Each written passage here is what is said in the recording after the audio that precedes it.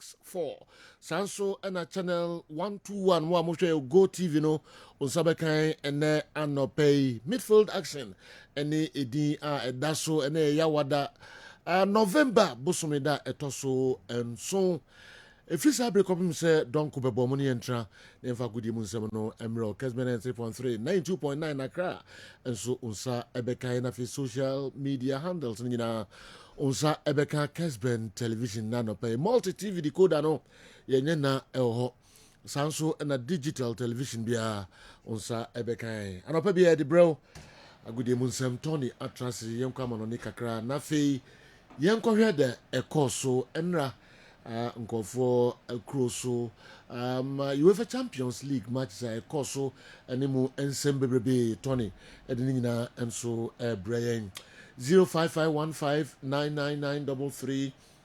0551599933 monfa mo messages no WhatsApp messages no fa na yenkinkan emfa emao mo amode videos enso eba no bamcho 0244 263902 0244263902 and no a WhatsApp video line.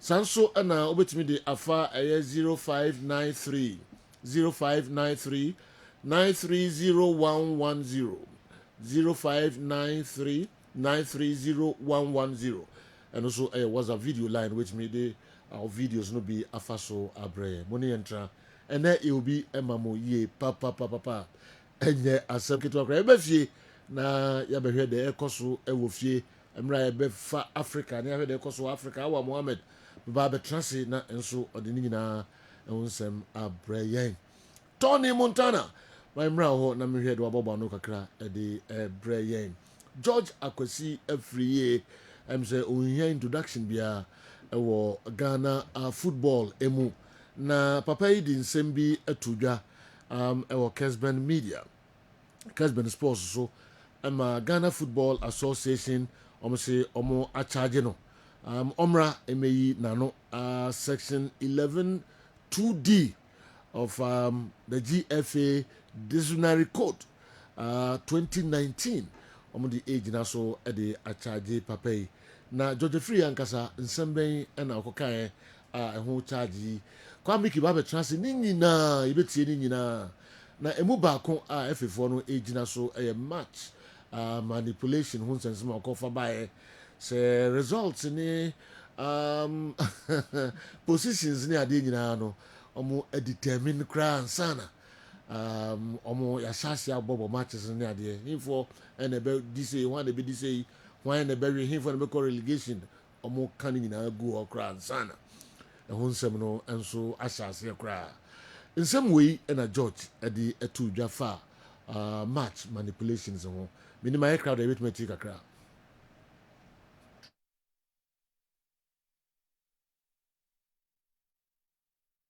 disappointed me all right inti kama some the film kakra bi okay yem take akra na kwako ye say oh isn't so niket corporate here and I say be oyeni me I don't really want to call myself an opposition to Ket because there have been a lot of suggestions I move be yaka ebi wo wa video so for example remember one typical example you remember when Ket was proposing say oba autonomous league committee wo His Royal Highness to go after the office there be a normal committee every week all members of the league will go the Premier League we're going meeting at to go after the office that time there's nothing like autonomous league but we can have a semi-autonomous league which is what is being practiced everywhere say matches no manipulations ni ade ewom no we dey ready a pamcho momfa enomra na yentie na Tony some way ebae anopai na beto dwa bebrebe nna na ebae de ba anopai na dodo no ano etie George Akwasi Free nim say oh we be ma ne ho apokakra na ashikiri masisi no a chopa bi ana ntwensan bi ni hwan bi a kobri ni kuru kra akobri ni kuru asamna kobri ni kuru na anopai Kessben Sports en na di nkomo anopai charge ne bae no dey na George Akwesi Efri ho kakra bi later show no mu yebema watini nyina yentie kakra nsema odi ato anim sisi anope ema na jukra na me hu say amount for the charges no ma me say we are charging me there but sometimes though I was not expecting it but before say normal I will just respond quickly to it. I think that these are issues already in the public domain. I make references to things that has happened. I even cited a video Kessben at the room I'm show you and maybe I may see the leagues under Ketokrigu is being manipulated. So Uber fix match, manipulation. So if a match is being fixed, manipulation. It is a Muhammad Yatum say under who regime, you know, you're banning as good near ya. What happened before you ban them? My site me was so many examples. Dreams FC versus RTU.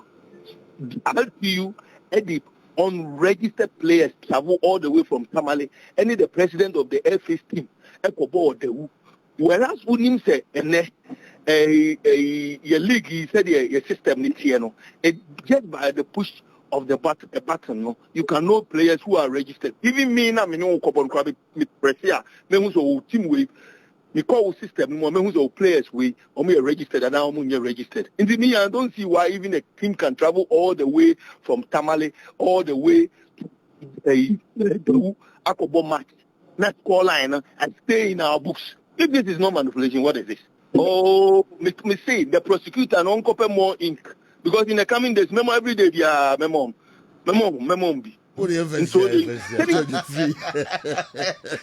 also prosecutor and copy yes, a dozen. Na se so be twiro papa ebama motie nso kan ni nyina na asem na se wasa asem no kra enti we no be kan na mo be charge na prosecutor no copy ink more if say every day of man for me promise you say the work can you be charge yes I can promise you that yes Tony we your headline keke yes you prosecutor no yes you're more Emma Manfo and some na wakana in the course of the show on for response yes when we video free I drew local stories now even what see nyina wasa there F no kra more any prosecutor no then go for can be message or there about Joe I quote Dr. Nyaho Tamaklo after Samatex won the league. Quote, FC Samatex won the league through corruption and bribery. Unquote, we a former FA boss, Dr. Nyaho Tamaklo, Hatofuk board member. Na obi ebusa sensema Dr. Nyaho Tamaklo okan FA for no charge na omo an charge no. Ensem bebre na mpanifo bebre dia tudwa. They charge you more and I charge you more. Why now? All right. More from messages number. You're baking kind and so at the Mamo Kessben television. Say the city and the tour kama pa the Emma Obia. Don't kuni bepeje mo Tony. Godfather, me da CP. And then some the door song, you hear some so uncle for so means transfer local news no head by na say na or more at the Abantistic and stay. Many were video no and fan free her. And then the video see near the boy Esther so you be a fin Esther traffic. Or you got bro. My name is Teninka. Not na me am ya the number you am with the me am go video. Or say or money my confer them on them father and son. Yeah. Na inya enti video no osrew o de bedwe ho me de beto committee nanim osrew say we dey say sre bi we me ana mkokova o de general manager ene buy me say me ana mkokova event no community say Esther ni meka tu sada ono agi atum de waye ni nyina ogitu meka otu nyina e captured yes also is so sorry agent nsem na video no osrew o de obetimi ade Esther na embrace Esther captured na GM ebunku to do memenim then I'm saying that sorry GM die ebunku to be in charge of traffic Kessben media yes traffic nyina baba ina shedesa na ene headline here Esther captured live Judy Yoko yebanu kunko ho omo edit video no on GM so don't say me boss yeah the video yes na GM no pay wo bunku to say GM sorry hey wo no manya wi also sorry asem we Mr. Nico anga se mu na di ani mapacho mpanifu anya hwea e ho hwea me amisi mpampa dia kongre we ene o paper di etwam keke yes I want to apo akoboi se mpanifu anya ho hwea sara ne ho achiri no wa be pacho bati tori tum se de wa ye ya ti tori yego osro yego na Mr. Nico na obeka no nim se ni video ha no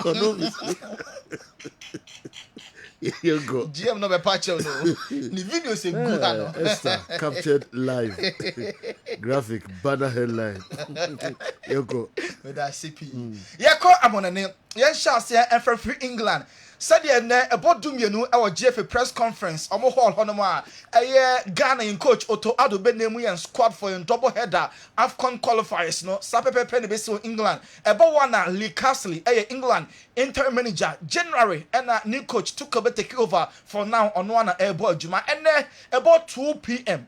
England Lee Castle any central for ebeshia na UEFA Nations League games are omo ene Greece and Republic of Ireland airborne or the squad no abeto 20 ne and a pressure no baso England yento aso Germany aso ya Julian Nagelsmann ne de ebeba name Stefan Ortega Man City reserve goalkeeper ni ate sa squad na eba no for the first time in so many years nidi ebepiem say one of the goalkeepers are omesom Germany minor wa bra so ebo 2 games in the UEFA Nations League no omo enso etonsa de afre no yenwre mo ewo Nico Williams aso ye ni chifri Ghana na obo edema Spain national team no Nico Williams beba player na wakasa kakra o say wanyanko Barca no besin ne message sa odo eba no so pa kofo dinatem say ba na wa Barca no eno ano no ye mababa se biem adenti na team kase to say Barca pel na wantimi ama na adenti na we yesa say team no woni hompo ejire na so enti Messi club no mu biem we any message sa odo a Nico Williams osi besin ne sa eda so eka na Inaki William ni nua na obo edema the Black Stars of Ghana no osi obeka no kre na omo maame pese Nico ekobo ema Barcelona nemo na omo father ebese Nico este our Bilbao name papa decision ana eye adwuma enti na Nico William ema me de kobenya nkane ba no esina kan ama Bas name papa no na ka se de bi Nico entena na ombo emfa ema Bilbao eno na nam so ema sese wafa omo jesi na maten na obo adwuma ede ama Bilbao mo football club no na Valencia na marosama ensi okrom ho a ensu atwi ede afa Valencia okrom so no players no most of them eguso a omo eye donations ahodro Marcos Llorente Atletico Madrid player Osra kwan and drive here since 5 a.m. and call Valencia Chrome Hall now or the van Bahokoi now almost 2 more vans into vans now I'm gonna call you know and I'll hear our Kessben so now almost at the 400 pressure washers and a call here now Bakubia cost 460 euros sad donation Marco here at the people of Valencia yeah call Chelsea as well your part 11 a former Chelsea player also Chelsea almost 4 games said don't money no Eden pa almost any Arsenal airborne and no a weekend we are almost Aston Villa Leicester and Spurs about the 3 remaining games so 4 matches no say your boy na still Chelsea out top for them there not just said any aka Chelsea this year I'm about top 4 enti top 4 no ebe depending on South 4 next games very crucial after 4 games we say Chelsea that's so top 4 nimu dia and I just say can be who Chelsea ebe free mu omo ebe stay forever ewa free English Premier League John Mikel Obi a former Chelsea player former Nigeria midfielder no I say partnership our Chelsea in Midfield Romeo Lavia and Moises Caicedo no afa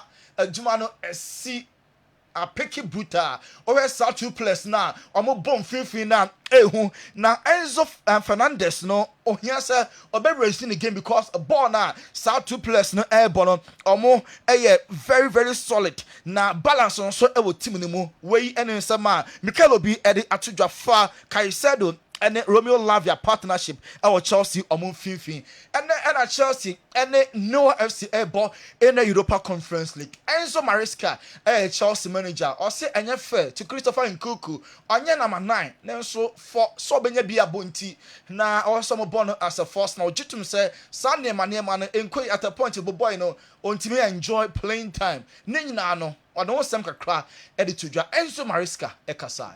I feel shame for Cristo because I said before in pre-season probably was our best player playing, I think, in his position, but because we need also to adapt players, we start to move him as a striker, knowing that he's not a 9, knowing that, but to find balance sometimes we try that. But we in some Enzo Maresca Chelsea, I'm going to Jinaka Eddie for Christopher Nkuku eho. My United English FA no atwe so I find you £50,000. No you know a gamer or any Chelsea a boy ya. My United players no 5 players a D yellow cards. Now where the second timer SSC way or Spurs a boy no. My United enya 5 or more yellow cards against Chelsea so Sapepe NSC ama English FA no at the fine. At the Atu United omo club no so Alejandro Garnacho my United omo boy no oko Spain na Barcelona ene Madrid obi anya sa boy na omo enso epe brutal Real Madrid omo je la desema omo 10th UEFA Champions League trophy no omo aye hon documentary at say December ya and as that Champions League ne la desma no omo ebetimi unveil sa documentary no video no omo pound to ma gamer omo na Laka Madrid dey see omo from the Miracle of Lisbon ne nyina no omo ebe pound to until omo 10th anniversary 2014 and I said see we are in 2024 10 years munie afei and I start documentary no eba still a Madrid Jide pass Carlo Ancelotti or that so the best coach wiase and just say na and empire den ya about turn the tables around ama Madrid team no ama peke ama niema and so etimi afa young remu Madrid so ye bi January Madrid team a omo signing players January now so we injury records players are a prepare now here say January or metimi akọ market no so many players outdoor and so aba and UEFA Champions League Bayern Munich eshaka ba kwa Benfica omo entimi anti Jamal Musiala no nya the only goal of the game and Bayern Munich come out to fie enya the 3 maximum points after the game na coach Vincent Kompany aside nya no kwa Harry Kane and Jamal Musiala the goal scorer goal on our Kessben so after the game saw 3 personalities Bayern Munich aswe you know omo kasai. But I think we were very calm. I think that we're on a positive trend. We're scoring a lot of goals today, a little bit less, but we're having a lot of clean sheets as well at the moment. So yeah, we were patient against a tough opponent, and I think it's a really good win. So we're very happy with that. Yeah, I mean, completely dominant with pretty much the whole game. You know, they didn't cause us many problems at all. Yeah, good. Really good to get the win. Sure. Harry Kane striker and coach Vincent Kompany near Tio Moncano. When we say Bayern Munich match a delay for 50 minutes because amonya trend problems. France no omo rival ewo alliance no na kwakwa den na Germany Munich chrome na trains na intimi and travel papa eno na ma sa game no delay. I wrote something say your poor match no na one fun and so every muti enra game no be start a delay after the game so ya test a fan back and so every man ya o sempa na no a esi ye Bayern Munich komo and so aso ye yenwura me ewo Barca say Barca chewa wanya na fokra no 4 na John Samodia and a 5 and a Murian and a Barca or more Eche Kresnat Veda Eshomo 5-2 Resta Belgrade and one Edin San Seme goes a pepe free match no and our Kessben so now onim say all time Champions League no Lewandowski and ni go no at the number slow power Ronaldo 140 Messi 129 Lewandowski Ashe 99 UEFA Champions League goals the next goal in the Champions League Nibetcher say was goal number 100 in UCL Lewandowski say to flick Ekachen say Oshe goal no in front of Barca fans Monjuk Moma na ebefe Oshe 100 goal in the Champions League where and shada enyefe biasa after the game Hans Flick a Barca manager on the same way Eddie Jai. Yeah, I think I'm very happy how we played. So it's also with the ball, it was really good, and also we pressed very high, and we deserved also the result.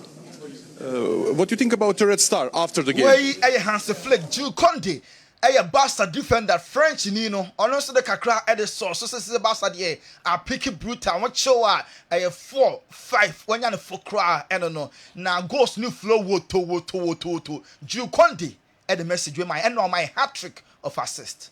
Good feeling. It's always a good feeling to give assist. I know it's something I'm working on a lot because that's the part of my game I need to improve. So it's good. It showed that I'm a good way, and obviously shout out to my teammate because they scored the goal and wasn't easy. Jules Conte, Barcelona defender, and Rafinha, the man of the match or form brutal Brazil, Omani Humani Chichen and Sa Olidi Barca as captain of the year. A pekia man pa neman e koye papa enti enra ono ane to aso offer man of the match. PSG etene from a go up omo lose by 2-1 na enra let's come at the by 2-1 sa give na Luis Enrique the last 16 Champions League games no only 6 per na we win it with PSG offer percentage na 37.5% win percentage the lowest any PSG manager I take charge were the first 10 games in the UEFA Champions League. Now, coach, let's say, no worse, the team I represent, or who be that, 30 years in football, emu, about the coach na, say, onim die, ebemana aji and results na tum, say, omo enya clear chances, na omo bogu, just say, omo nya 30 chances, no match 1, no ma consider cheap goals, and Luis Enrique, na ne bo, Efu papa enra Arsenal eko Milan ema Inter shamkaba kwa omo entimi anti akancha no goal na the only goal of the game enra Arsenal for GD pass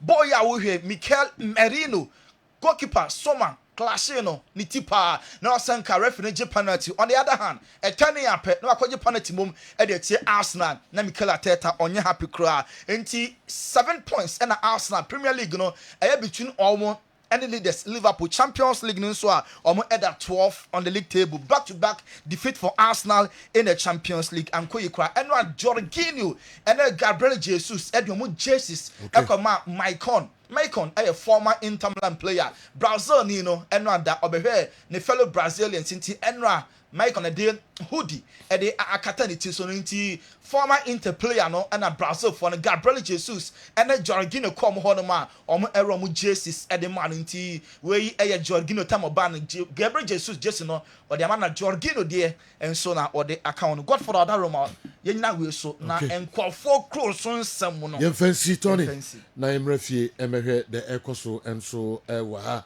name kwan Aston Villa if I so consider your goal no Tyron Minks against Club Blue na hadwen kaka yeah Tyron Minks ye beba mpacho de nyabotre ni na no ho sem beba later Kessben television Kessben 3.3 Kessben 2.9 Accra more messages no enso ba na eba Tony Montana mote ne nka Julian Caesar and the message about Mr. George Free's allegations about the FA regarding league manipulations may be in bad taste and he may have to support his claims with proof. However, charging people on such comments alone doesn't make the league attractive. To make a league attractive entails a whole lot with the FA, which the FA has failed so far. Personally, looking at how things are unfolding, it's seemingly obvious that Mr. Kreku didn't prepare for the FA presidency adequately and has not as yet learned that much on the job as well.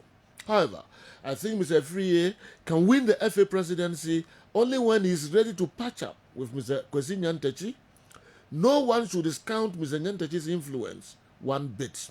Alas, egos must be compromised.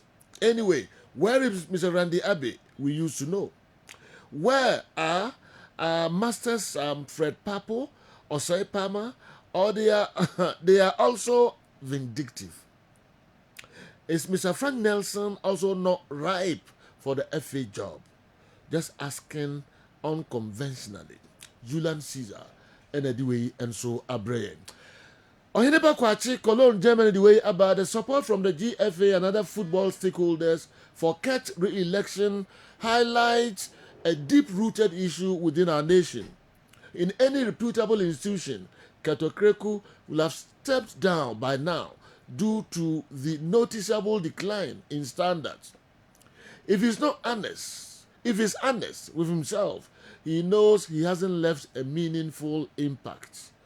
The real reason behind the support he's receiving, however, lies in a system that operates almost like a cartel. Those who don't align with them are sidelined, often facing harsh treatment. For many, this creates a need to support him. However, Kurt and his allies should remember that no reign lasts forever. What at all does he want to achieve again? Ohineba Kwachi, Cologne, Germany. They also the Abraham and no. I can amano efriho. Two teams played a match of convenience and they were both punished. Fast forward, a team fields an unqualified player against the FA president team and the matter is allowed to lie. Sir, is this not a case of cocoa football, Bob? Why energy message and so breme is it Joe Broody? Okay, me who edin bisa ewa ha. Okay, yankoso mama nyi mienu bi mfiri ho. Na yebeba na yawa betoa so de amamo. Justice. I overheard some Asante supporters want to mobilize themselves and demonstrate against Coach Ogum and the Kotoko players at Adako Jachi during their training session today. And I think it's early days yet. Kumasi Asante Kotoko is the only team in the world which has his own enemies within the team. They should not start again, but the coach should also up his game because this is the same way it started last season and we went 7 games without a win. Also, there have been some allegations that some of the players are turning into politicians and are playing against the coach. And if it's true, then it means the coach is a chief politician because all the politicians were sacked last season and the new players were recruited. And this FA will suffer when dictionaries cancel the word disrepute. Justice, Mampon, Asem, Health Center, and so anyway, are braying. Abiyafo nyinaa no ayɛ krado ba mekɔ ɛyɛ Dawood Heba na makofa nkrato kakra bi ɛwɔ Dr. Dawood asoɛ me ba na fe yɛde ndoma ba bɛhyehyɛ so pa yɛba sisia yɛfrɛ me Dr. Anuanom ne adɔfoɔ yɛfrɛ me Dr. Dawood me na Dawood Heba Hospital ano na ɛnam me so ɛna nnɛ Dawood ointment Dawood 360 capsules wodwa man so a ennɛ obi adi hu adanse na duwei edutwam Dawood ointment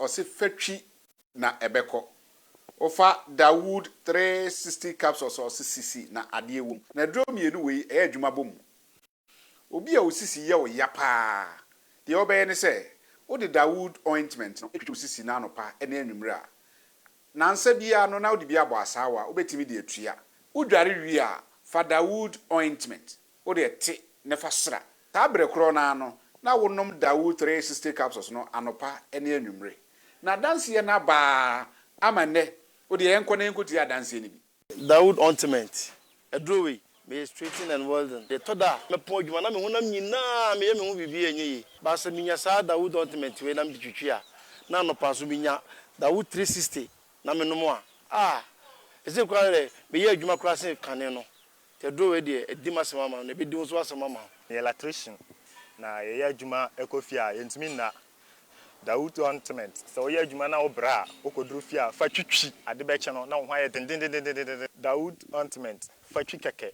na ebeko lua me yusu mama hode pa mama metimi bo adwuma bibia e kama e mama ye Dawood 360 capsules and a Dawood ointment o memre we no na do we no so twitwi wa aposo ebe ma ya oni nyina afiri o ma de che otumi be bo adwuma Dawood ointment fatwi na ebeko da bia amafo company de wo ka mu sa spreader mi secret na nu ani ebudo na ani Dawood ointment ene papa mi sole no pa mi twitwi mi sisi achi mi babia he mi ntebre secret ni nie ti so person te sem ya we use Dawood ointment that is the secret of my taxi driving.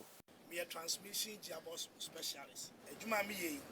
Enkare na mi pega ade a na me nsakura antimi pega. And I say me ma ade so na lock me sisi. She say if you say me share Dawood 360 capsules and the Dawood ointment. Abo me bebre the dry you man so amente ya mente blebia. Obia mo modin so betimi apɛ Dawood ointment and the Dawood 360 capsules. Enya biato. Odofo se watibi.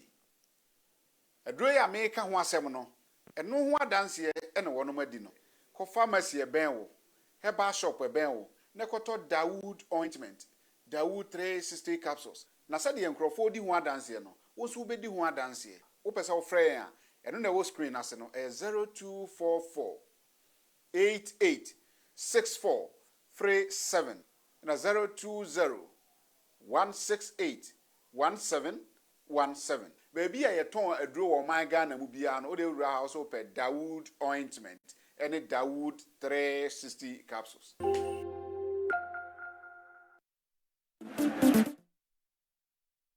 Okay, yamamu nyina kwa babium emra midfield action Kessben 93.3 Kumasi, Kessben 92.9 Accra. Andy Kem. Say any time for a Ibia who ye jani kaguma kidi na yakwe baby. You bakwa Champions League games in Accra, right? Na fi yaba na yabe de koso enso ewo efie. My name is Owo Bibia asana yakwa Champions League games no so.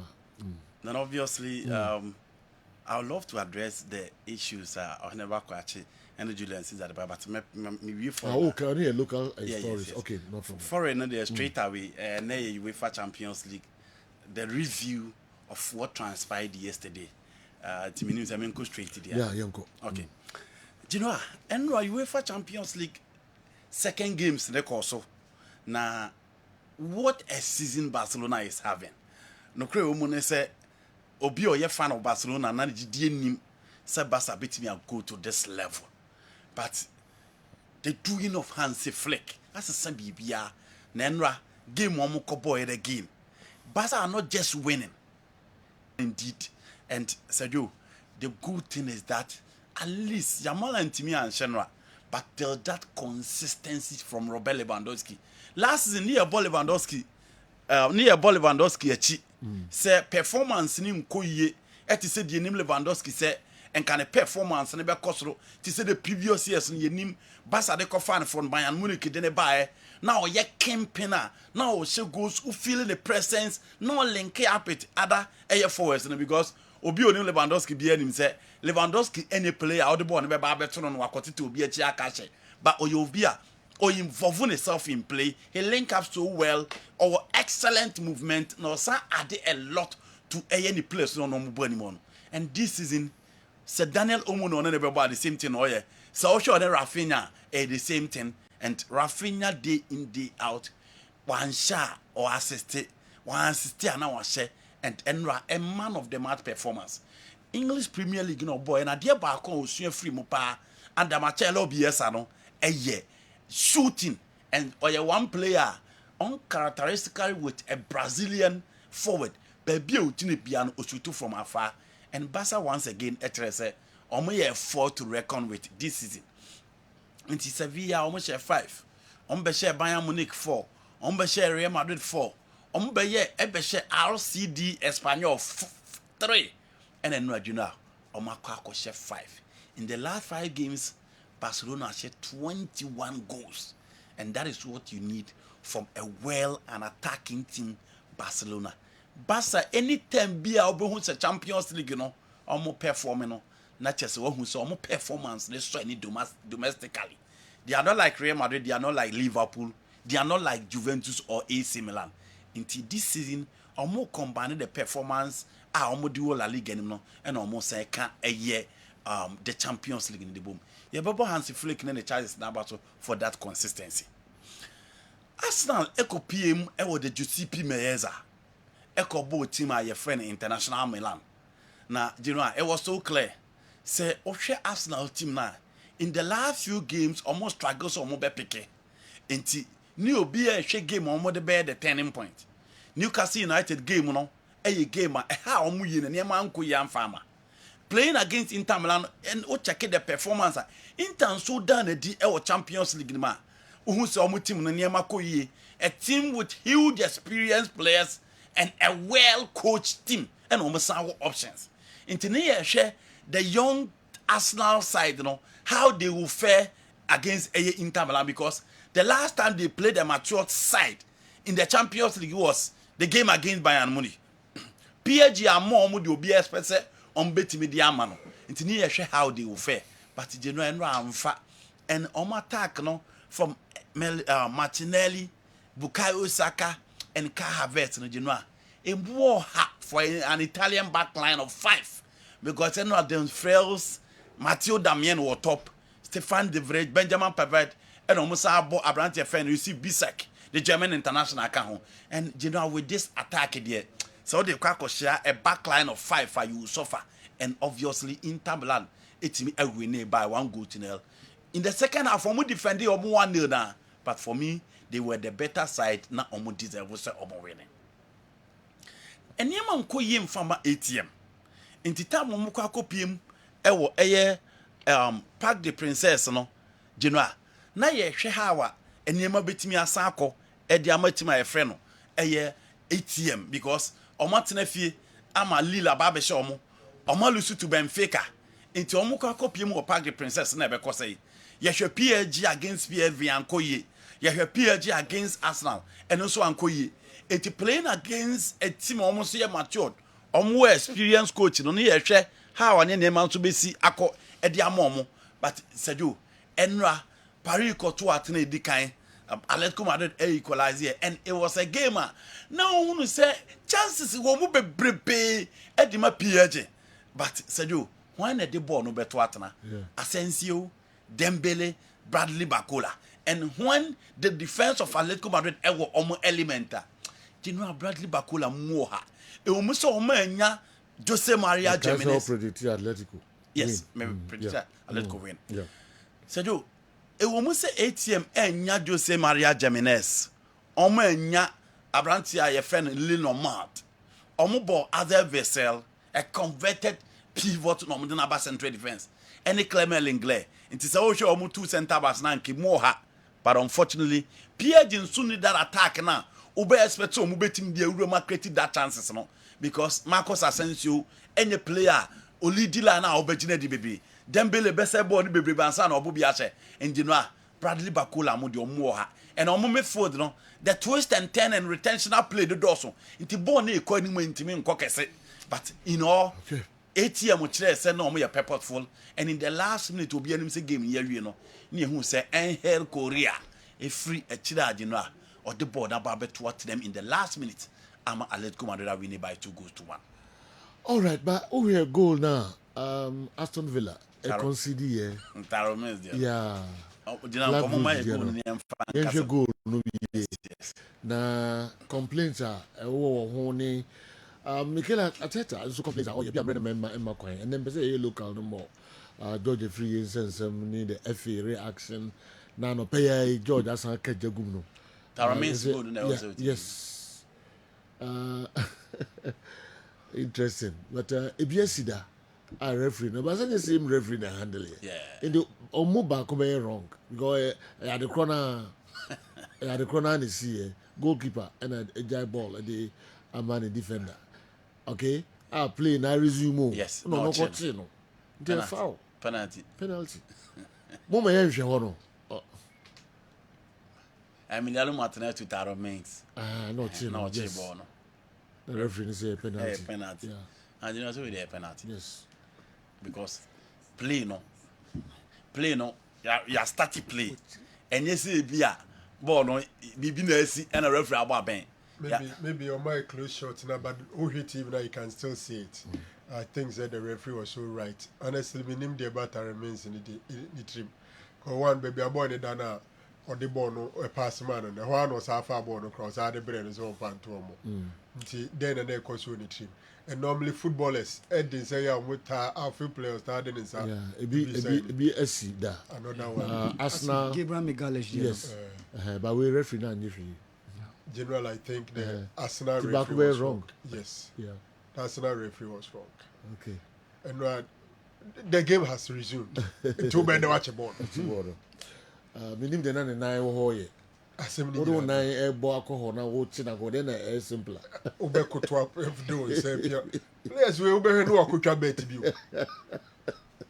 Oh sometimes. Oju de wa o yes.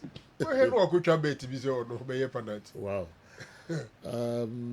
Nsemofie nti na remember say be ko. No na miniama na hwe ka. Basa na me medical kasa apeke. Nti say de adwuma na no mo bonko a mo hwe o machi okay nka mi di nkomo kakra bi aba me ba na nka yetiti abi a wo initial comment bi a je ba initial comment first of all emewura enu ankomo dem say ye ne anwie ba ko ye third term or no third term. The other one was Georgia Free comment say indeed the first league in the manipulated under 30 years of credit and GF for say Sebi Omrame Yina no now bringing the name of the game into disrepute. George and Susu GD is or you ready crowd to convince whosoever invite him. It sounds so good. And Oba Ibinya Botre the Yashimu my initial comment is the here pa I see a football be tumpong. Gagging people will never solve any problem. Oh, we is also more gaggy will be. Oba. Yeah, Buanama as a more count one or two. You can't for one or two. Sanity. You know, then some no, yes, bringing the name of the game into disrepute and it's there. It's true. Yeah. But then some also be the actually the academy maybe invite you go for and George probably is the biggest opposition person, like the obvious person, clearly, or Georgia Free, or Kate rival. Into say if opposition person here, then somewhere cause who change some of your Mahama Mokania there. We are sure say a Kogana constitution, you be an opposition for you being from so much. But they are still going on. American, the Nancy, the Kosi, Mukra democracy, 1870 for me. And your brother, former DFA boss, Dr. Dahuta Maklo. So then, some after Samatex winning league, you know. Yeah. I've as a football board member. Yeah. Also Samatex, edgy league, you know, through bribery and corruption. Nobody has invited me. Also, McDonald crowd here. In fact, say only member of the into the laws of the FA. We be saying came free journalists for almost what can be journalists. We invite na on your member. We brother share so. Open there, brother she engineer so your Ghana court. Then they be a woko. It's Georgia member. So for me, he's bounded by another GFA brand engineer and then the age. But today, Dr. Dahuta Maklo kai. And me sure say be joy tape into me person me the table out him say he's the kakrana be no he started convincing me. Oh sir, yes, the example given it was convincing. You come right, you must be room is here, of course. Okay, so we are convinced there and now not all convinced, so now we are convinced. He convinced me with the kakrana be I see. Yes. You come right to buy bit na you me shading in so you know. Mr. Young Comra. Get to it. Omo ye part of the FA. Omo ye part of teams running football there. Oma can be brilliant FA for including ESCO members. Oma your botry. Oma am free ubia. And ya you na catch some good at match. And ya you. Ya free. Aladia can be say bet in a bois class no. E wo krum ha. Ubia friend. I could see say, I bet come a crowd or car at good ni go stars no sabe can has an arrow to you mbu. And on the letter bar so a patch or so on patch on the train at him. He was part of the game changer. Woman and a moon baby. Into why the political witch hunting and why you came, you know. The political witch hunting. You know, Hokoba, you became yard your back. I mean, Cobra, Mekoni what? Scientific Herbal Hospital. Now, me no more couldn't come but before Sebecono, Yenti hour, ne headlines got crowded brain. Say, you may, and what baby, I made him a new two, a Bassa Athletic. Youngsters are more joining from Ghana. We heard Abdul Aziz Issa and then David Odua, said you, and Omunya Kwan Ebe Remu Omugim, said you. Those boys showed some glimpses of very good performances from what we watched yesterday between that Real Sociedad B and Bassa Athletic. And said you, Ukoba, and then Coach Adun to Ebebe Mikine squad for the last two games in the AFCON. Said you heard him, sir, a very interestingly, Bebanti. Some of the African countries have started naming their squad. Nigeria, Diaba, said you, Victor Osimhen is back after missing the last AFCON qualifiers, you know. So you Okoba Mirim, and of course Bassa making an interesting switch for Mohamed Salah. So you Okoba. Mamin Komra na yemehwe wenum enso enyina. Ni what scientific hospital penning for ewa Dr. Paul ha sanso ena kwachi enso a transit quickly Mamin Komona me hwe do mo de ebre pamcho penfo so mo ho ye de pa de nkopo asepa kwati me say everyone na right general yeah general me da say abusuafo ni what scientific hospital yesan so animu ahia bi mo juada ne bedi nkomo efa asichirare diabetes ho seni esi ha ye papa no mpanimfo bi na afi ma menum bi no efiri nkomo no achi no amanfo frey ebi mu aba ama yahwe a egusua na ye ma wonum enro kai na hya ne nso se diabetes yade no ye regulate body sugar no nyade etu afiri ni padua ni mu na said the be ya obenya aduro wadidie mu obey exercise obetintinu apom mu na aboa ma sugar level no aye normal na nkofas nkese bia mrel no eno ene adwuma ni what scientific hospital ye ewo yasoye bia ode pressure na ha wo ana wo ho nsem awarefo mo chini abre awo munya bia momra ni what scientific hospital odie ye ulcer ana typhoid ona hihye obu ono o se doctor me na asese de mpane pin ewo me na ase ana okoda odwonso ntentem odwonso bebransa na ade ache o prostate bi ye kese ana betima ye diabetes na masa symptoms we eba ni padua ni mu a oba ni what scientific hospital a enya de eye ahoma na ase catheter beto obema e bi damu mpo a brani what scientific hospital nura de be ma on beboa amoankaso anya ahoden no na wadwonso a wohia moa bia emfiri catheter bia nso eho ye wokuma ase atonsu Monaco junction kumase atonsu Monaco junction ni adansu rural bank no na edie nim hwe na wo bank kran so a ye o mile 7 achimota mile 7 ye ben Janet corner dan no a juada kosimi minda na ye adwuma number no ne hia frɛ na ye ni nkomo problem bi ade bi a onemu bi ani ni nkomo ebetimi aha ebeka chirentimi hwe so ebo amane fibroid and ovarian cyst na ha wa frɛ 0244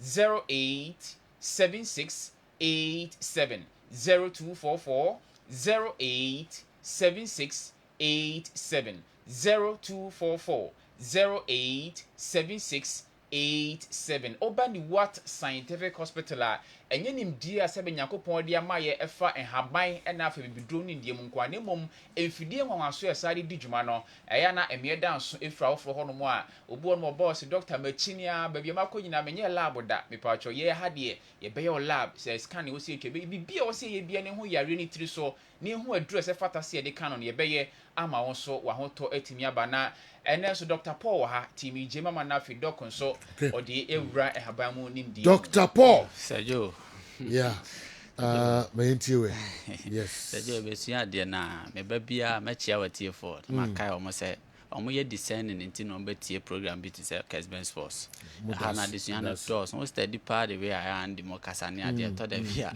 o se o analysis no won anim kakra chen bi mu de in fact eno nzinti na yanso ye de ye ba ye meka na wa ye be ka de ewo mu a number 1 e fact number 2 e tried and tested so what can you no boma na be ma na ma ya kama pa nti ya resa na de agility kwa ho the agility de kwa said the sports tie pepepe no footballer bia na agility ya strong na ya na football no wona nim che o maka nti e ba ayaresa mu a se wo pe ba bi pa na wo de ho abegya se wo pe se wa ayaresa na se wa pomudin wie pe ya e ni wa scientific clinic o ba ye ho a de ye ne se ye di kan hwehwe o yare ne hwehwe wie a ni abon modin a pe plant bia eno na de no nkon ni padua na befa de ntia ye ne sa ne se ye nananom eja ye nnua pi kirekire no kwan afa ye befa so a herba ne be strong wo wiase nyina anka agba Ghana de anka ye de ye nyame an ye abro wa ma ye herbs bebre na kwan pa ye befa so aka abomu a enko se wo kidney enko se wo liver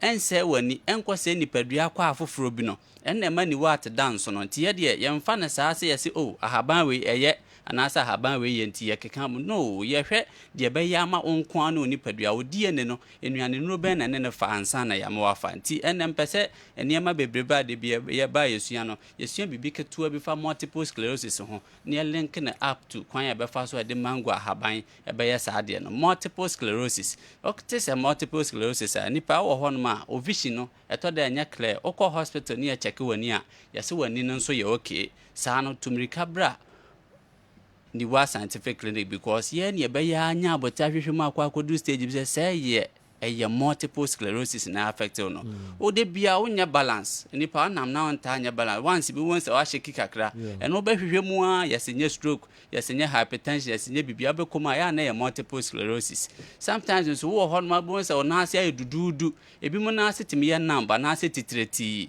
obi wo ho no kasa na rura akwa fi ne ho sometimes honam timi ye hyehye etoda bizo honam timi dwopa ye be check na nya malaria enya typhoid enya symptom enya ade foforo bi enya yare bia obekomu a na ye multiple sclerosis eno na oba ni wa ta hwehwe mu wi a ne ye de ahaban ye friend mango ahaban contain a lot of phytochemical ba ko a na dwuma so ani a ye hwese multiple sclerosis and many person no pa no ye friend anthraquinones mango age aboso mango na haban ye very very strong na se wo ya na yi anthraquinones no free mango ahaban no se de oba ni water ye na ye nya ho adaje ni ye yi ni de no nko aba ni padua ba be sa yare stronko ye ma ne nso ho a mango ahaban no so toda bi a ya haban no se ono a e wadwuma de bebrɛw sanso na se wo ye distillation e wa ahoden de bebrɛw sanso na se wo soki no nko a e wa ahoden de bebrɛw nti e ma ye nya ne nyina ye ka ne miensa nyina bom any form of draining ye twen sa anthraquinones no any phytochemicals e wo mango ahaban no ni de aba be sa yare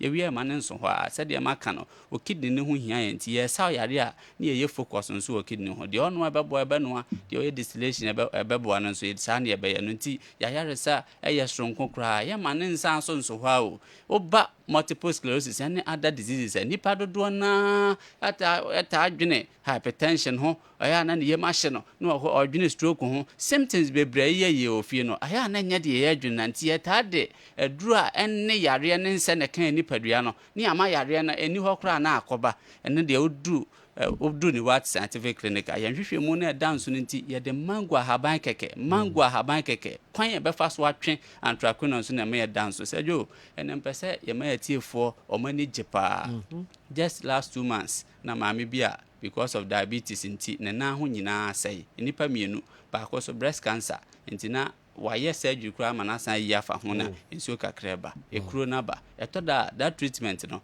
say anya herbs a your phytochemical be friend quercetin say quercetin wa anya bia nko nipadua ni ma forget it ebe chepa eno na ni what scientific nature nti ya hwehwe mu a zajo menya abotre yenya abotre ma me nan kakran saa ekura eye tire diabetes kuro no ye de mango ahaban ene Casia occidentalis a yata friend say enkwada board ye de mango ahaban ene enkwada board ye Casia occidentalis ye twen quercetins na ewom no ne ye kan ye nya abotre ne ye de ye maame ne kuro no ho ama ne bi no me yen kakran saa within 2 months maame ne kuro no sajo nkanye discretion ewo video so anka me ma pictures ne fekeke maame na na sesa kura pa ane excellent ne mama ni je maame hu se wo fie na se wutie ya ho se woni mango ahaban a wato adi sanso na se woni enkoda board ye friend Casia occidentalis a wato adi quercetin woni mienum ye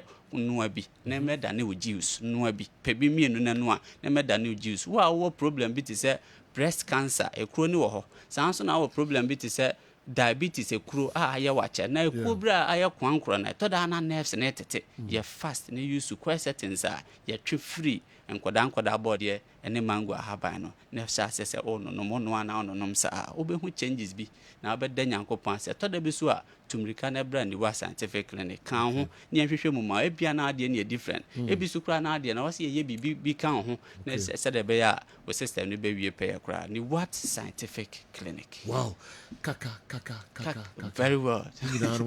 Excellent kra ye de pepre mu ebe combine enkranadua mu sajo ye be makaka na to form din. I see. Na anansi so the answer na be won anansi ati obi pa na chese chicken pox ayene da. Okay. Chicken pox bi ayene da. Enti emwa no bacteria and virus ne hye ni padua no mo create anansi no. Oba ye be kan o mato form din. Bi to ni patrim. Yes, it be to ni patrim. For years. Yes, it be show skin ni mo. Yes. For years. No say ye be jiri immune system na control na mo no akoye na adwuma because answer na be say anansi aye obi no na o traces of chickenpox. Chickenpox aye ne mre bi da. Na ache enti no ne yenya abota ye be can out from the aye na scientific research. Dr. Paul. That papa we.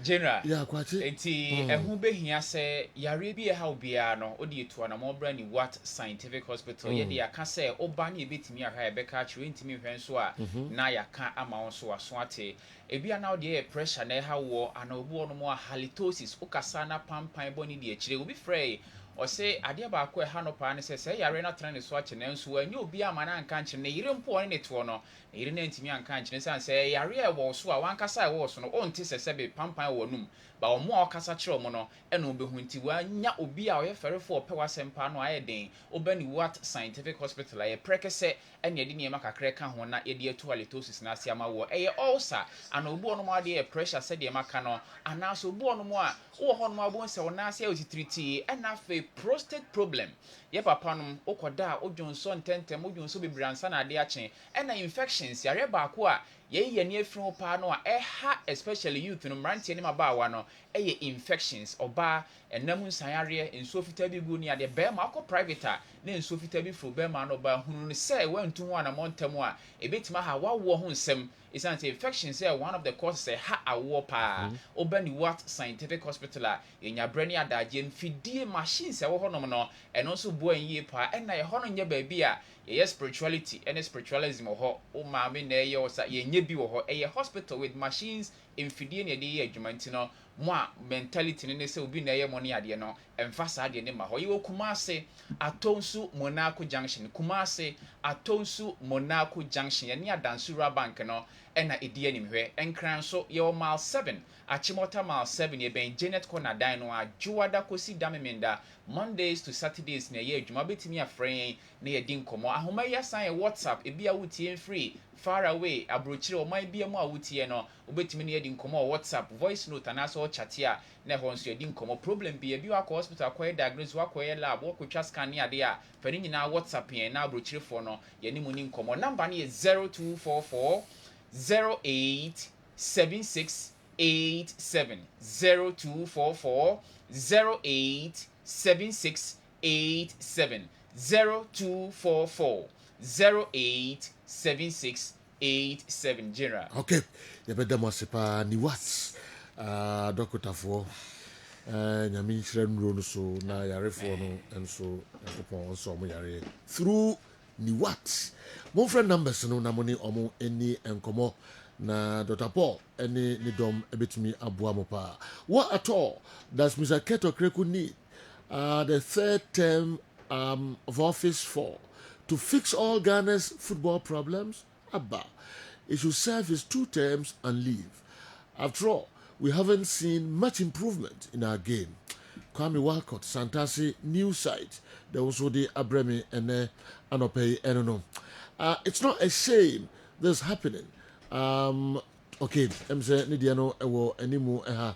But mentioned in Tentem, Kylian Mbappe's stance on not wanting to play as a number 9 at Real Madrid is quite telling. His preference for playing on the left wing where he can use his pace, dribbling and creativity to cut inside an attack is a big part of what makes him such a dangerous player. If he's to move to Madrid, the club will likely have to respect his preferred position, especially if they want to get the best out of him. It raises interesting questions about how Madrid will balance their attacking setup with the likes of Vinicius Jr., Jude Bellingham, and others in the mix if Mbappe were to come in. Why anyway, and so a original Valentino Asawasi Methodist Church. Una the way a Newton, a dear number for and through and then Anope. Chief. Yeah, try your best. Make us say yeah, central for the people are like a football. Try my best. So my Ghana Premier League is competitive now. There are a lot of things are deeper and painful be so who are working on some. A banner sana who can't board on some and why is so confused. George Africa can be and Mr. Betcomi recently so can be say last games of the season were fixed. But before holding the neck so there be na me hold to me. Na me ho emfa me papa and ma make case answer me no. And check Samataji and Mr. Nyahotamakulu doctor so can be. So we essential for no try say be put the game no on the table. Now it's so competitive. Yet there are deeper cracks if you can watch them say Joe. Amana kwa BBO. And when I make catch say the first 10 games of the Ghana Premier League, you know, wow, that top biano. The likelihood say who based on the precedences are at the Akasama and your money is so high. Now my can't be another and my can't be any go stars as so dear say me make a point to be as to why and how Sematics and the last 2 winners, you know, League. They were not the best teams. They were some of the middle table clubs and I'm one fight about. But latter stages of the competition, you know, and mobile on Babaji. So it was a big warning to be able to go stars or that top CCA. And of course, very serious season for Adriana Stars. Very, very bad season. Or they compare 2 seasons. But I feel here, it be an aqua west. So Gold Stars as the leaders of our table, no, or more enyina baby pa because the Osho we chino chere say omunya nyina baby o metumi age league no. And for Diana the past 2 seasons some performance no, still o metumi age league no na future baby o mo dey no. E bia na fia akwa one of the worst seasons for Diana. Media league no come into much details by chief. All right, yebeba so na fi ya ma omre. Na wetimahwe wenum nyina ede amaya Newton Latin.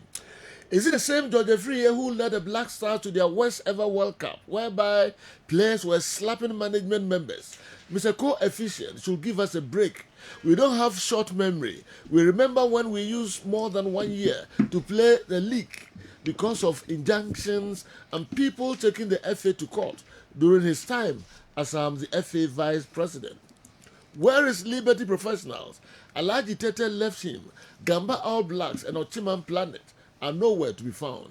If you can't manage these clubs, how can you manage a whole GFA?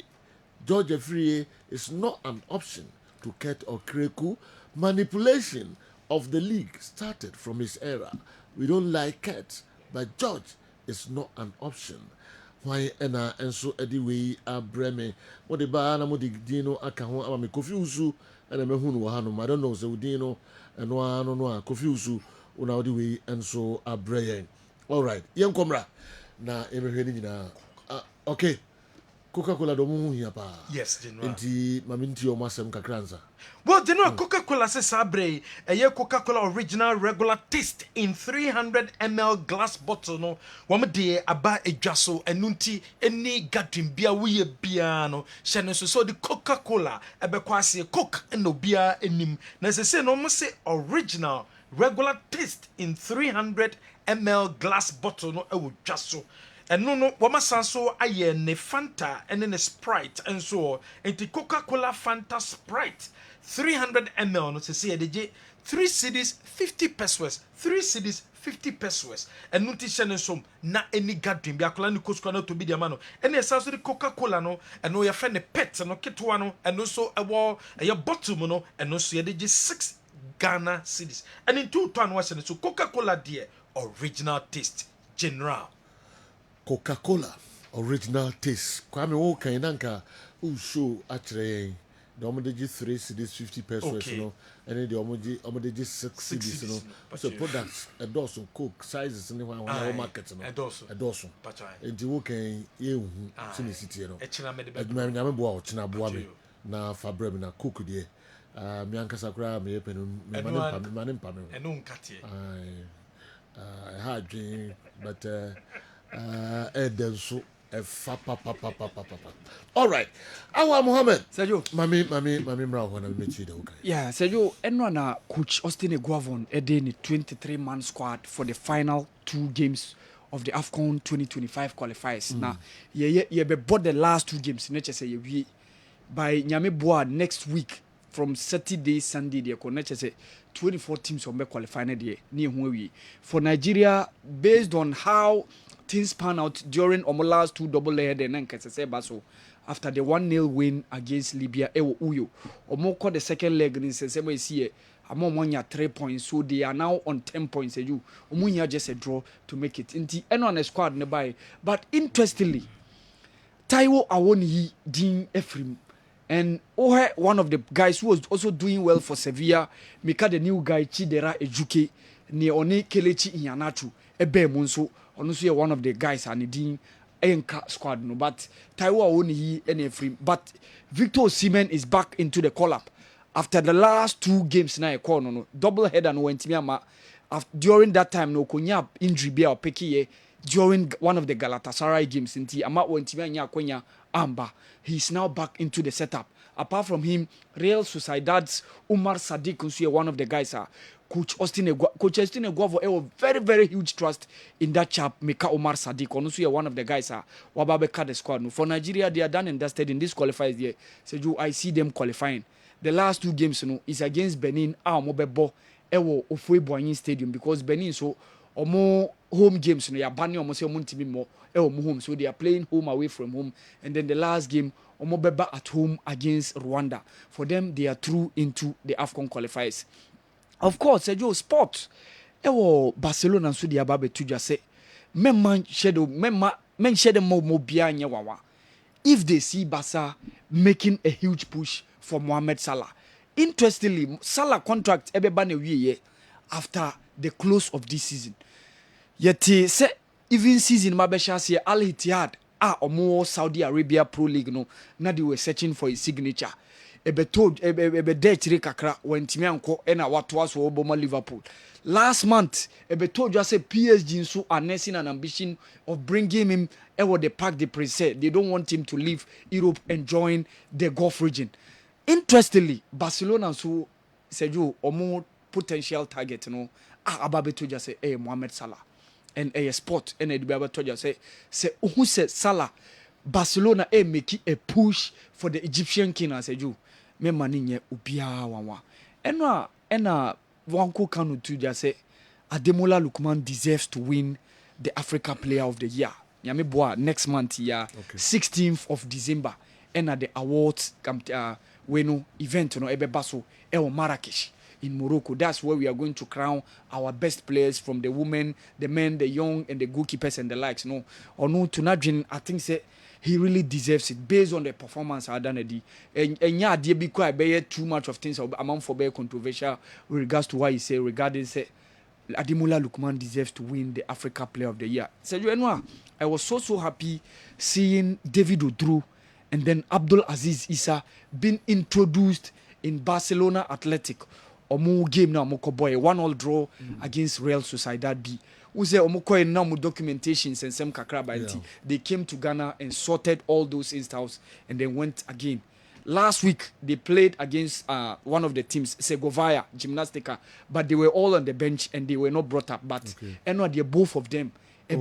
David Odu and Emma pass no. Okay. Yes or no. He made one brilliant pull out in the game, which was very, very interesting. Seju Abdulaziz so no so by none touches no yeah pa. Seju ne skills no it was so. Me bompa mom say they will continue doing the good work. They say yeah David do pull out na head and a buy no.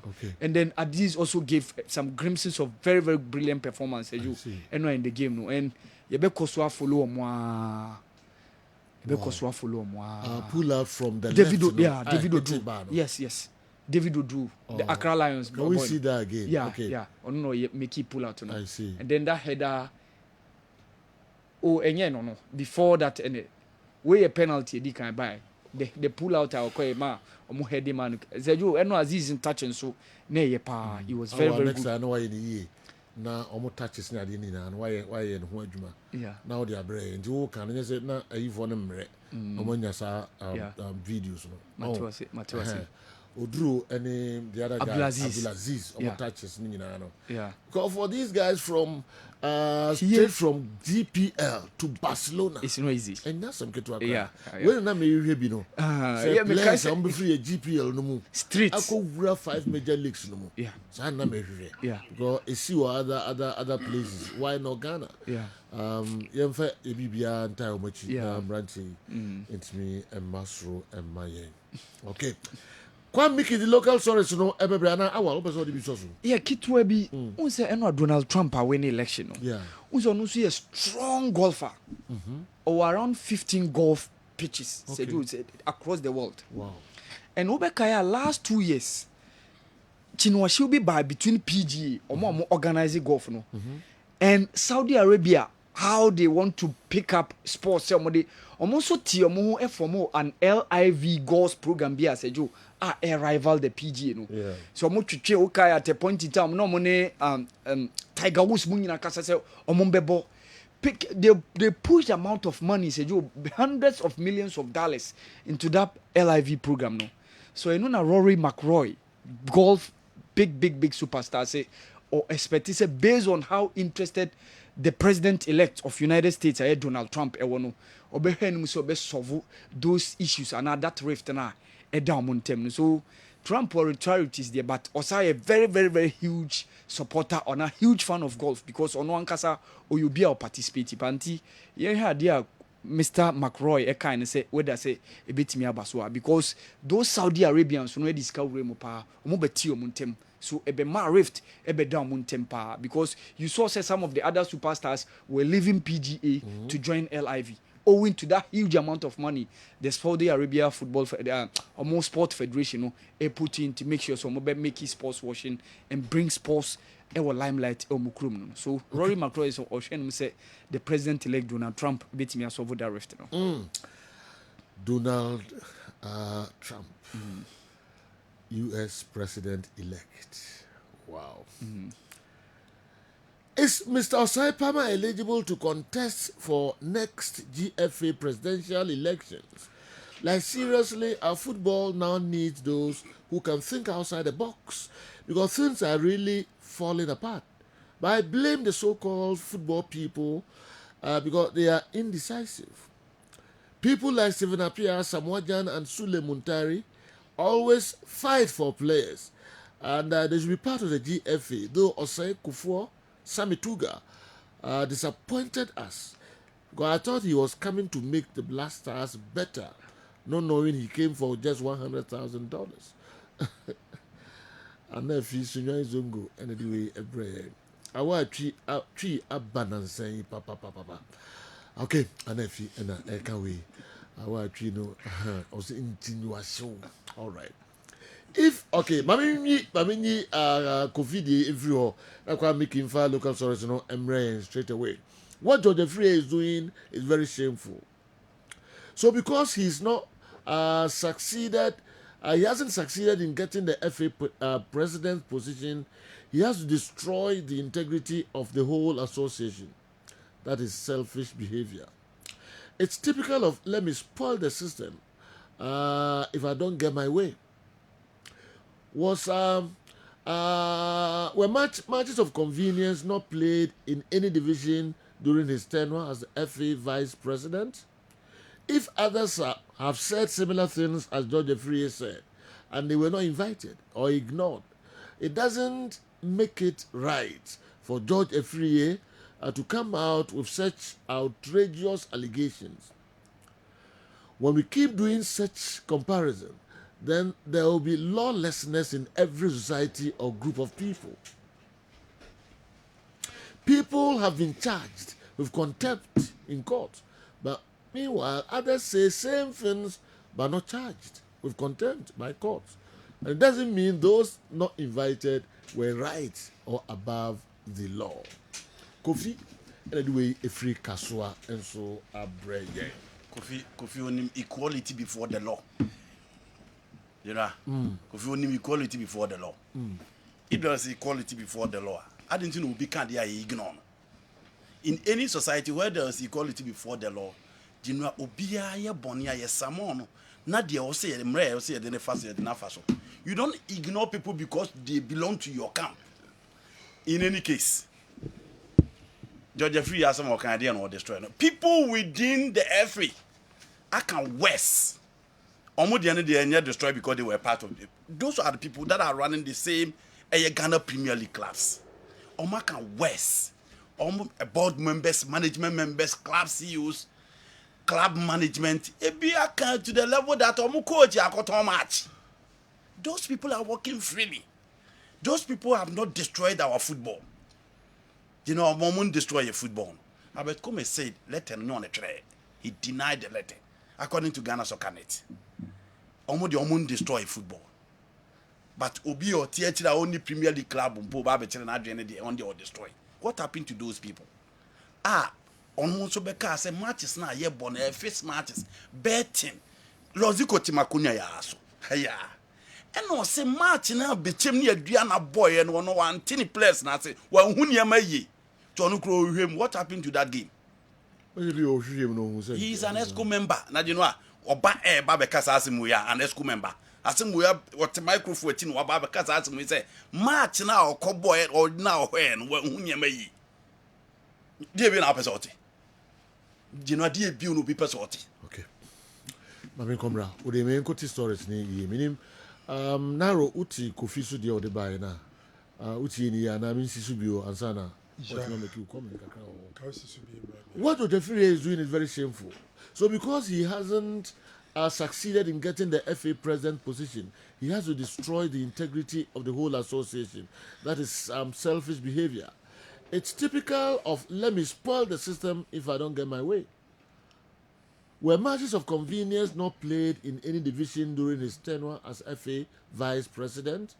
If others have said similar things as George Ojefirie said, and they were not invited or ignored, it doesn't make it right for George Ojefirie to come out with outrageous allegations.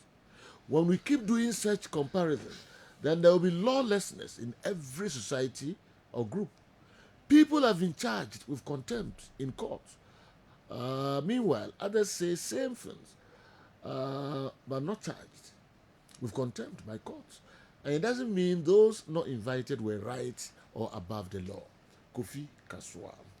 I say Kofi Ankasanso contradicting who on the right up here. Oh, sir. Say, George Ojefirie, the time na no advice.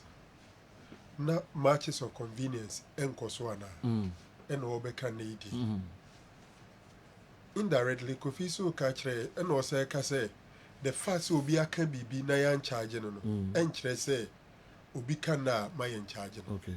So in the same vein, the fact that George Ojefirie time and no advice on some matches of convenience cause are we saying that the time no it because so into the say no about my encana I normal and the time because now normal. In the same test, you are saying say the fact say Ubika ya yan carry no and Ubika see to me carry. Until Kofi has so even not been straight up. But the bottom line is that when was the last time George Ojefirie was the vice president of Ghana Football Association? I think the last but 1/10 of Kwesi Nyantakyi. We've moved along the line. George say in current dispensation, at least under Ketty, to me I can say in Crawford match of convenience. And that one is record and just speculative. Because GFR as good and then allies is on record and do CAF and do FIFA. So when somebody says under Curtis administration there's been matches of convenience, you can't doubt it. Oh, wow. Me fani what nkrato kakra biaba na kwa Mickey at the local service no ba George Ojefirie nsmo ne ye kan yin nyina ai mu bi e de charges yi abre no o de bebre na fe anopeye nsem no beto odwa bebre nra ne bae de assign George Ojefirie adi nkomo nsem ben na George asa ka biom e de afa charger efe no a charge no we any other local source but ye fa ye krato kakra bi every ni what for eho na yabeto aso What scientific clinic onyankopon adawroma odisa yaresabia wei abesia nom se obi biara ohaw biada ne so bia no ayeye yare de onnam yenso na entimi enye de ensa ne yare ebia me no ka sei mi yare na me bebuboso no ebi kura na na mantimi amo yare so oba nyankopon se onnam yenso enam haban so enam mpaibo so ebetim atu yare na se ama ho ato ebia odie ne ye awosem na ehaw ebia oye bema no entimi sori nyina so kra ansa na bema ne be sori agina so no eye moja ene deko enti se moja entimi ndi afurisa ne ye a bema no entimi nya dey because bema na ye dindindin na eye moja na afele ne sa ebia me no kasa ne de ode na awu eda ho fom kodo a entimi nsori kura no Nyankopon na me nso ebema na ahaban so amana sori ama so so ho ato bene ye meto nchia wo ho ebia na uso de ne de odi kobo ania na abesne ko feni premature ejaculation oba ebi wo honom kra eye adwemu na wasi ye de ye cycle de bia me kasa ebi wo honom enye dro enye bibia na ye dro oba ye no bedi nkomo na said the problem ni city no ya hwe ehunu problem no aha ye scientific clinic things ya yare sa no ye demonstrate wan kasa wo yare no na wahunu se o kono aduro na okono no wanya hotoso se said the tie bia no ho ye de ebeto hanum ye nheda ma waduro keke ye ma waduro wa bra ye hunu problem no because amre sika ho ye den enti se o mo obi aduro na wa unim de ya aduro ni kwakoye na se okono ma aduro na se ankwa wa ha nipa kro no de ne ye typhoid so se enya wa wanhwe ya ohunu typhoid betimi am ye twa won so no epilepsy etire wo ne ka se ebia na wonam a wotwahye ama wachinia enkwa me so bra ene me beto nchia ebia na wode no eye pressure na tena so achepa ebia me no ka se uda form team stroke abubu agufom anase yare na amana obubu agufom team a untimi nsori no fremini ni hu nkomo wanya prostate problem odun so a enyeye anase yesi wo prostate cancer na say wo ho crowd person check say wo prostate no eye adwuma ya oba ye betimi a check am ebia na wo de ne ye eba na wo pede a Yankopon adom ye betimi adom aboa wo ebia na ma no wo de ne ye fibroid na hawo me no ka say obi wo no ma the problem pa ye halitosis okasa esenti wo mu pa wo bepie ya so ya no ma ye behwe ba bi e free ba na yetimi de etu ase ama wo ebia wo ko ye so cholesterol wo cholesterol ebia wo kidney problem wo liver problem me no ka say ye nuama no owo brebebre infections ha omo enam say ye need proper hygienic places a ye jaya na say ye junso na say yinti no say infections nko ade a betimi aba ama ye nso so yetimi atutu ama ho ato ebia na wo de ye bone problem nka say mu na hwo papa ebia na wo de ye ulcer ye betu ase e de ama me no ka say ebia na wo de ye hernia wo de ye diabetes odi ani ye pressure yare bia ha obia no emre ni ntie bia na mentime mu boy yare ni nyina so ni what scientific clinic ma se atonsu ba bia free ba e wo Ghana ha bia oba osi oba atonsu Monaco junction bedu a number no na wuwu on 0244 087687 ofre a mema ya ba be fa aba ho udu adansi rural banka opposite pe ene ne mo se signboard ne bo kakraka e ho ni what scientific clinic mo se e ho no mo no ya hihye ensa crate bebre ho no adansi rural bank opposite Accra, your mile 7, Edeko Tantra Quine no. Janet Corner, your kwa hope, Ubedru mile 7 overhead, na ofre ya homa true for no. Wherever you are in this world, either you are in Ghana or you are not in Ghana, you can call or WhatsApp us and we will arrange how to help you. What scientific clinic? Nyanko Ponda Romancy, Wahoto Ebeba. Amen.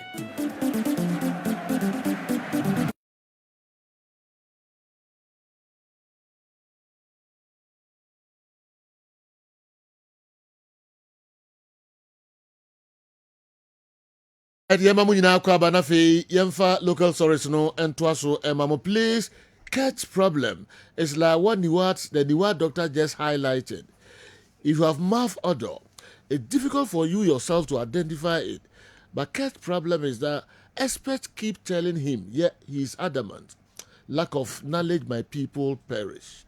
God save Ghana football. Kwesi anyway fi tamale and abre. Kwamiki.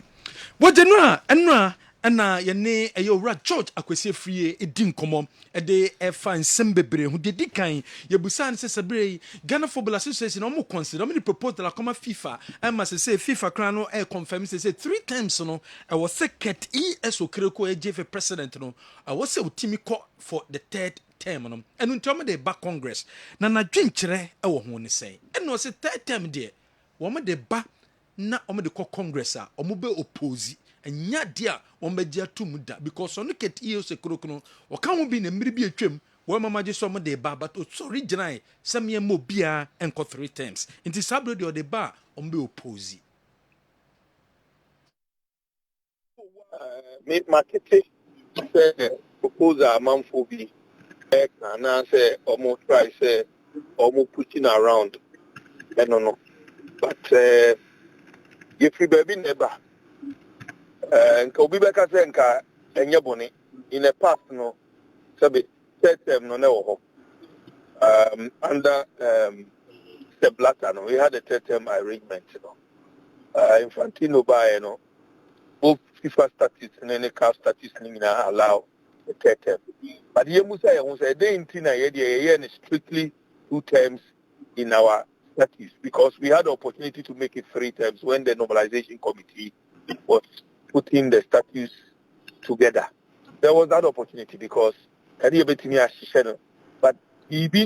a let's limit ourselves to 2 terms. Obekaya, anyone be a push the agenda say Sesabi, Nipano or more than 2 terms are not ni oyaye authoritarian and I say oya no who dictator. And in all these arguments then no now you no more refer to Ura Kwesinyanteki Amemu and part of it. And and there were people in the current administration, they were pushing this agenda. They pushed that when Ura and Madam now to fully note the air call round to seek views for amendment. Some of these people who are part of Ted administration, including Ted himself, were all pushing for these 2 terms, strictly 2 terms, and that we should tie it to the Ghana a political and democratic system, which is mandatory 2 terms. I want to compute. We should tie it. I'm going to make a very strong argument to say, the Nyansani Baku 14, and that given 8 years, you're betting now why? But with the executive council, you're betting 3 terms. We pushed that, and then they call Congress. Yeah. Congress is a part of the status. Now, a status nuclear, Obekaya, you move be can say, Yam Prima a normalization committee in court. Nan Yamani be a force of Wadi Timia, Mendinia, Sisano, in but things are normalization committee call ya a 2 body 2 minutes kept the current administration is an. Omu bibia never be brain on can yen your suggestions I proposing in the past. But there will be anywhere who the light of day. I'll be very surprised that Obiba Jin said way any here say or say because there are other things that we can amend within the statutes. In who and movie artist a way no BC on your who say way and a baby here and a boy a footballer. And we do normal the bar will find a way to oppose it. We will find a way to oppose it 3 times. No, Yamano ain't me engine our Congress. And no, any George Akwesi Finin somebody to that was also the source say it's late for Ket because Ket Ubaye Yatuaba Amaba first term. O first term you know, o sanso ko second term. Second term no, we trabro 1 year. Akakra now term of office no ebane we. Adentina Sabri and na pese o extend no. In ka pese o extend na ka buy o first term na no, now I extend no. And na se second term no crash no. Now I extend no. Sabre a late for a Ket esokreku so be pray for the 3rd term. Make an amendment to a status piano. Enipa piano and who be here say the war saying is Swadi Huna. And even before Mr. Kriku's 2nd term, no, he could have pushed this for Congress. And Yamrea Umre Besson said the statute now Besson constitution. Oh, Abibremo, I say, watch here. A my and Mom quiet to say the Amenfayan Cote d'Ivoire, for example. Under their constitution, they are mandatory 2 terms. But on my penalty, so not by what is Sano, 4% of 3rd term. And no, it in same brain. Tanka, that really and no, oh, that is here. You remember brain your car say, yes, for which some of us in Yemen could not be over the Kumasi Congress, the famous Kumasi Congress. Yeah, you know, you probably can say, Niamani be what, but you have a boss, some real maybe boss, Niamani be pre actual. And they call for seeing amendment. What comes you, Debbie, and Miniswa, I see any FIFA, see my amendment. Those were the things they were telling us 2 times. So I'm saying that a nay samri, the now opesa we announce the son, and Kaubaya or Mampenina, Obey association only announced Debbie. Say me a kind and son normalization equal. It means and mommy and trust. Here ready a full see a bit even including say a third term now. And yet near what transfer first term. I mean at about what's the second term. Who name say who limit the ending now no. And I work for FIFA because the law is there. Because remember it has always been there. And you're a fan of FIFA. I said it was there before this constitution, you know, and as a status to make an amendment. Alright, George Akwesi Free, former Ghana Football Association Vice President in Samoa Wadi Tuja for the 3 terms, no, and Oba no kasa de fa Ghana ye Premier League no. Was it Ghana Premier League where the manipulation kwa and the koso ewo ye Premier League no mu. We so yen semwa Wadi Tuja ewo Kessben media so. League here I am making like I am manipulated league. Sebe. Mumada Roma. And a man who near maybe a course so nam to my punishing entire life as good. But were they the only 2 clubs involved in those acts? Indeed, the see now yeah. Lady and the Amuk Town Sembe but club beyond the and on a merit investigation. Liga Ubeboa, except those who are lucky. Making me say last season, we have Premier League here. Some tests won genuinely from match 1 to the way of going. But can we say same for clubs that went on relegation and those who were able to survive relegation? Can we say same?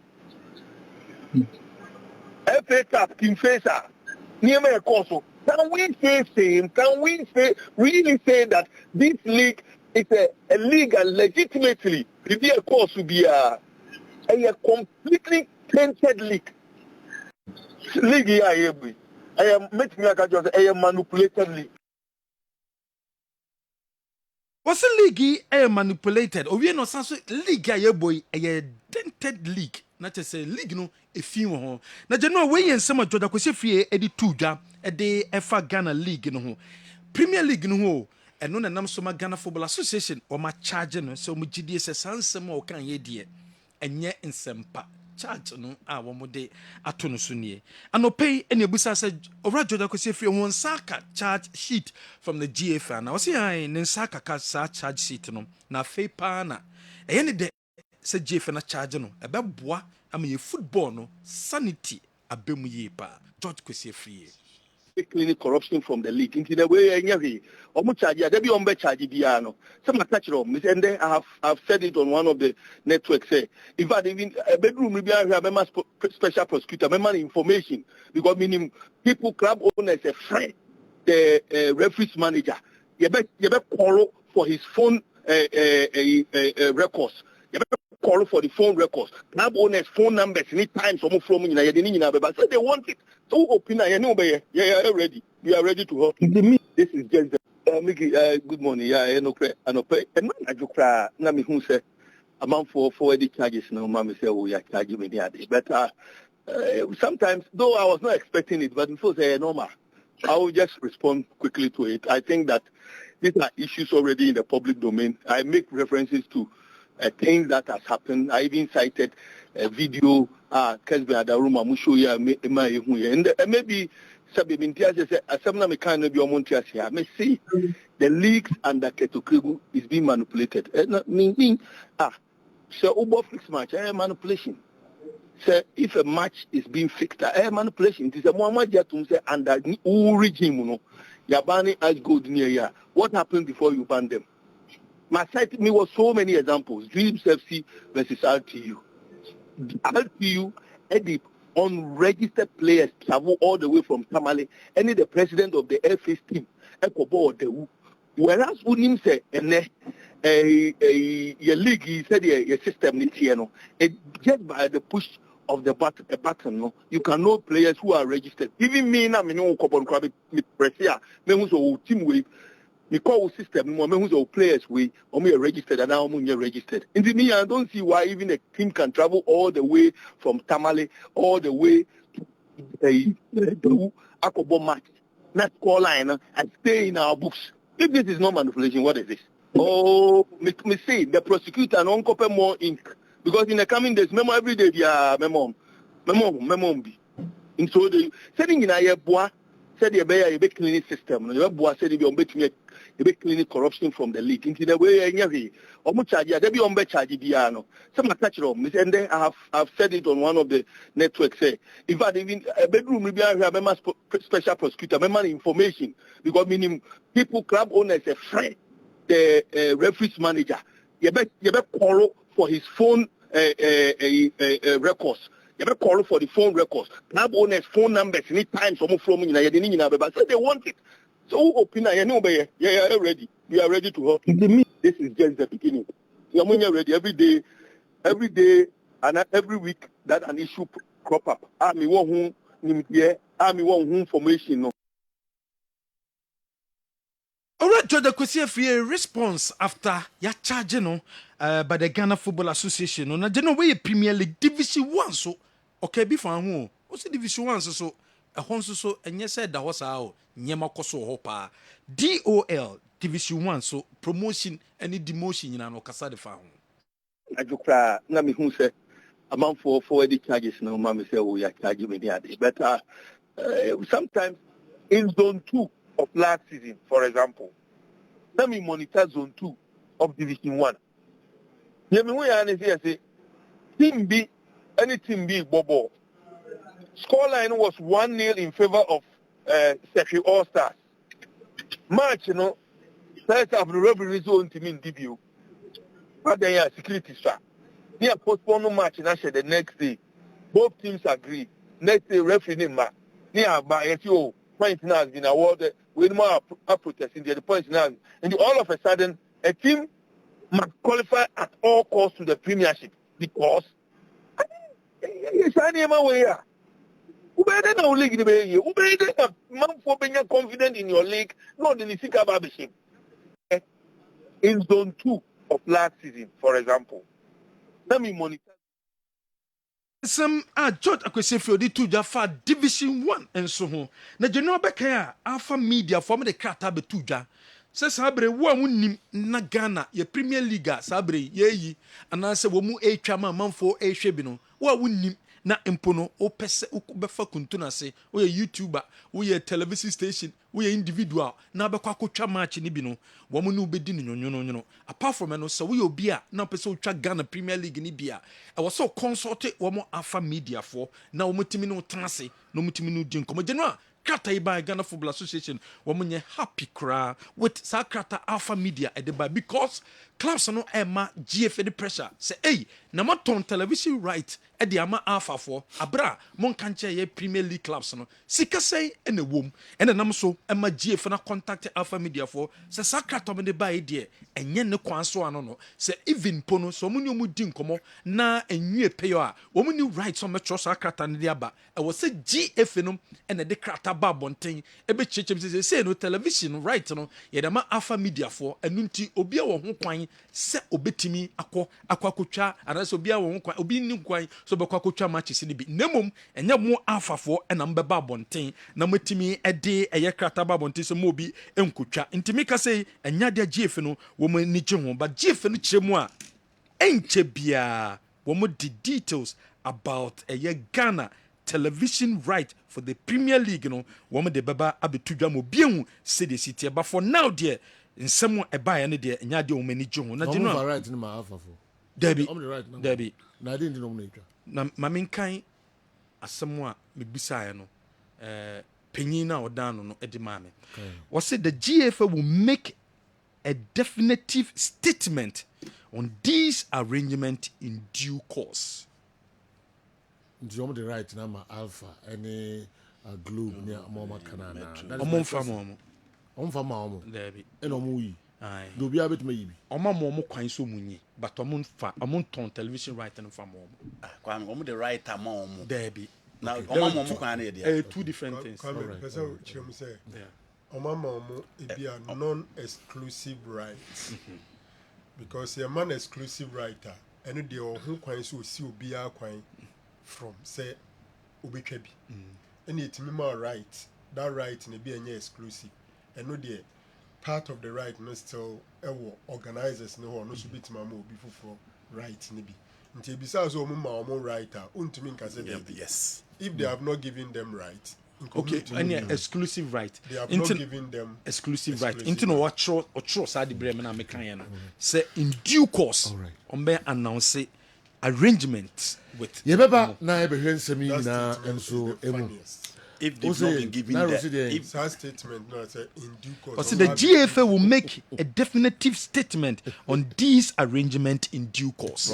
Is the funniest nsemi na we na esre pa funniest brofo week in your week same 10th week until we need definite situation of a league in terms of the rights me pa cho me ba mi din ko kakra na yaba aba beto so mene otwa heba be bon ko kakra ba dem se mo ka bia no me ma mo kwan ma mo de atu edwa gise de ekokofa asema bre nko and I'm Mamukwan na Mumfa and to Edra. Kessben Television, Kessben 3.3. Please, I'm very happy if you could inform Awa Mohammed to talk about the ongoing Road Basketball African League qualification tournament. Ghana has a team featuring, and I believe people will love to hear information from there. The team is called Spintex Knights Basketball Club. Hamid Tafu Adompom and a message and so abreye. Mekwaba na mbahwe other messages no and so midfield action Kessben Television. Dr. Ntentain Atrasi. Otria Heba. Sejo. Yami adom. Mechia no tie for so. Omojo super. Me ba na oma Esther fans na me say ka me fans ko me nyame tie so. E me hunum. Oh, they said on so many about okay. Me hunum. E me ye prepare bia wa. Oh, they said woman fans say yeah. Okay. On air traffic so and will be up and say. Okay. Oh, you good pa. Me ko chi na no pay. With me am camera. And now who me boom shame. Na me camera ni di next. Sejo. And o de me kwan wan wa dwuma ma.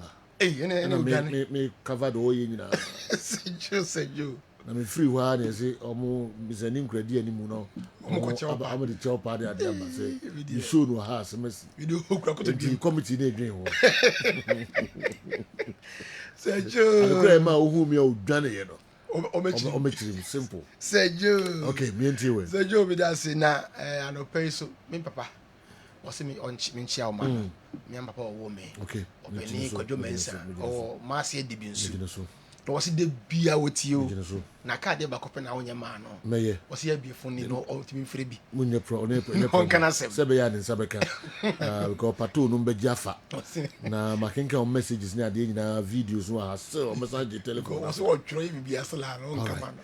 Ode mamisi na wo de wonioma ene osika na se doko nam ne ade e de come mampon baby home ene 26 other orphanages no odomo de aba mo man nyentem kra se wo yesa ade kra aye nshira ma wo nshira me ebie kwan pii di ma o se wo de nioma sika ana nioma etisa no emma nyanka na wisia ono a ne tua ho sa no obie kwan so no de ono a ne tua ho ka ebie kwan bi ma wo na nioma wo hia no nkopon ofa kwan bi so no de sa nioma no ode adom nti otweafo e de beba na obi aso fa mfane de emra obi a mfane de emra ye twen enye mampon baby so enko homes ahodo a ye 26 ye the numbers ni na betu bia okay kwa miki beba no the numbers ni na so wa untimi mfa ma ya so ha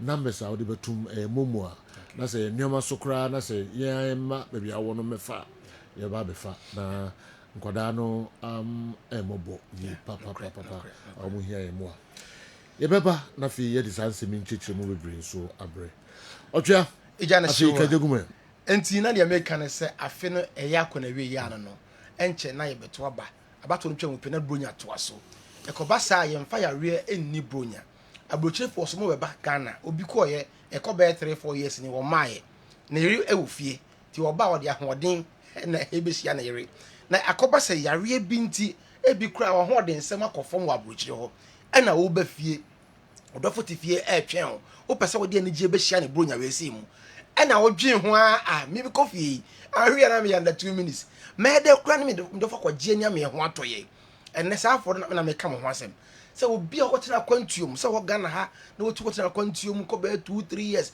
na wɔgya ɔdɔfo wɔ fie na bronya mu wo bɛ sɛ ɔba fie no ɛnɛ frɛ me na gye wɔtwea heba powder hyɛ aseɛ nom wɔ hɔ siesie wɔ ho sie because wonim da Yesu bɛba di kan siesie wɔ ho wɔ hɔ ansa na bronya mu ɔba fie na wonyɛ sa wɔmra fie no na emrantie na wɔ ha na di kan abɔ aseɛ na wie di ama wo ba wo siesie ho ba wo yiri ho a na ne gye ɛsan sɛ wo dɔfo no tu afew over 3-4 years ni afe na ɔba fie na bia yare te sɛ koko bia te sɛ pressure bia sɛ dwun so mu yare ama wo mɛma sɛm ayɛ mmerɛ wɔ brokyire hɔ ɛwɔ akwantuo mu hɔ nom abibiduro korɔgyen wɔ hɔ ti gu nsuo hye mu nom asa wo nom no ano yare no konti wo mfra kwantuo mu a wo mmerɛ fie no na wo de ani gye na ɛba wo sɛ yie ɛba sa so ba na sɛ yɛ gye wo to a wo tua ɛnyɛ ya de bia mɛsɛ bɛma de tua to kɛseɛ ɛna hyɛ ni munyam na ɛna ma mpuntu ɛsɛ wo betua to kɛseɛ no a mesrɛ wo dika no mo twea no wɔ hɔ fa siesie wo ho fa sa wo ho yare nya pomodin sonko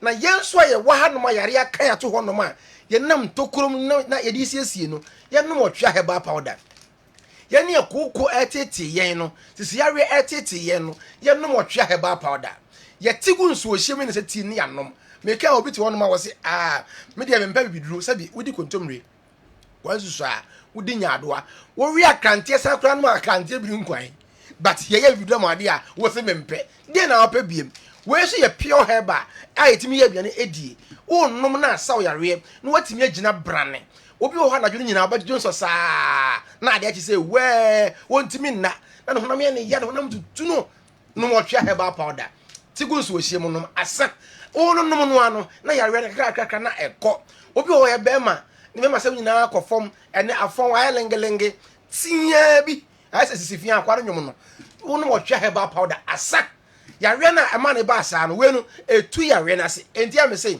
men nom aphrodisiac kan ha wo ho enom China fo no bra wa ye mre na da chi ebe ha wo nom pure herba pure one we de ono nom no ano esa yare no kopɛ ne wagina brane ti wɔtwe bibi an ha wa ti gunso hye nom sɛ kim na ho to afi na agina so na ɛwo so wo na wo sen no sɛ wo pa bi atɔ na wo kuma se ha kɔ edum mizuam honom brai ma da rubber stamp original one no bebrebe gu no to bi to betimi ato bi akoto no ho ana ɔta akonom Freddie Mace okay o Kolinak Ashtown Missy Heba mromu o Accra bra ye fie ho Kessben FM ye was circle as that Twin Towers abosenum na ye wo oba ho abanya bi ato sunwan Cap Heba ebi wo honom Tamale PK Gombila kware shop wo bebrebe egu honom se okobrekum so a Abrosamiensa former champion anasa Clement Heba ebi ho doma okohonom a ebi ho minimum Heba to edre fe se otwea Heba powder nenom asa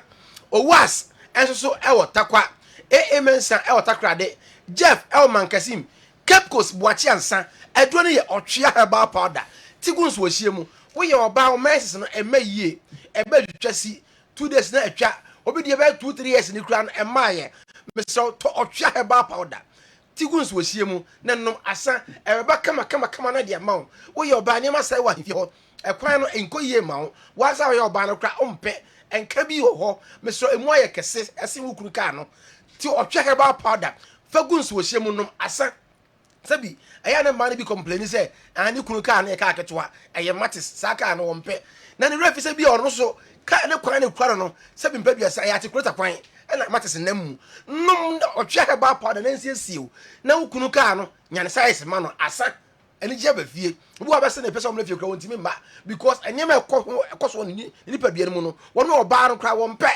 mesra oba no mo twa Heba powder tigunso wo hie mu ebra onu maduro we se no etu ase ekọ amotimi ade ho wayi wo basima ama okunu na beka afi ne be kwa wie a yesiesie ye ho ye mfa yare enkodi bronya mu na ye bewura no ye mfa yare enkowura mu enti yare bi etete wo me ba na mantimi ankampo wo frɛ me numbers na metu me bo ase kyerɛkyerɛ mu kyerɛw ne ye ntimi nya no ye ka kyerɛ se we ye ntimi nye sabi mpadu sanya bibia na etimi ye obi wo na de ye so ye wo ye de ne wo twa timi ye no ho asɛm ne ka de kyerɛ wo 0591 56 55 57 0591 56 55 57 0551 22 82 81 0551 22 82 81.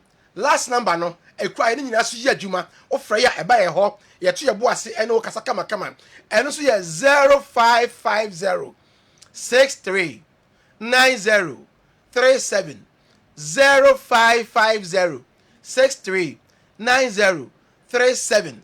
Mrs. Siatica and Ayo, a so to ase, a chiaba na okomu, one man a yaw yana okam, I didn't be kumio and manunkum, we hear or chia about powder. Would there be Pia Doso? A man member 7 in our conform or Bawa 10 can't tire, one cassa crown tidde, we hear or chia about powder. Stroke na akanwo, and the waka form, or fan added Joe, ye so more and what in Yanante, a draw we hear any or chia about powder.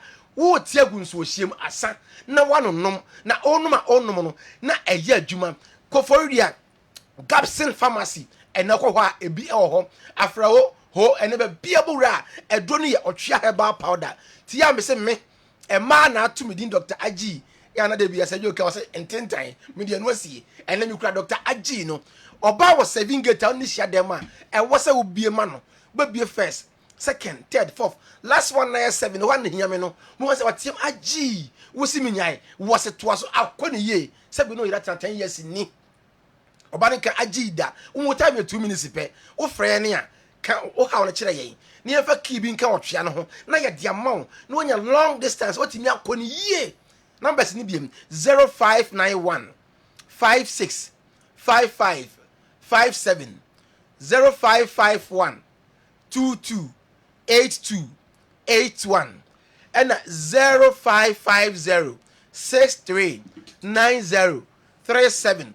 No otwa heba powder nenya ayaresa masem ne say empanimfo no anadwo ya muzum frɛ me obeje time tententene anadwo 12 no wakam doctor ma bra me homete mentimi hu de menye eba sa mentimi nya hwe emfa ma ho edwo ne otwa heba powder me na ko pon kana sem bi se kofie be ma de oti wiase a ma osisi munya wode na aboto munya wode ni mienu na ma wo ye be ma ebra ono mo twa heba powder na wotimi ye adwumaden no na sike ba aboto mu no na wagi wani be ma na ne konkonsani na hu yonko be ma se be ma opemaro be ma nkasa nje yonko be ma obekasa bia no nema enkoye woni kanom wo hia wo twa heba powder tigunsu ohie mu sayare no eyi free honom a wagina brane eda fom team kojo to empeja yare bi no manda honom a onu mo twa heba powder asa ne box nyina ehye mu 50 vegetable ne so anopa wo ye cafe fa bi gum wo ye leptin fa bi gum empe sugar ne milk asa de hia ne ade a emu ohye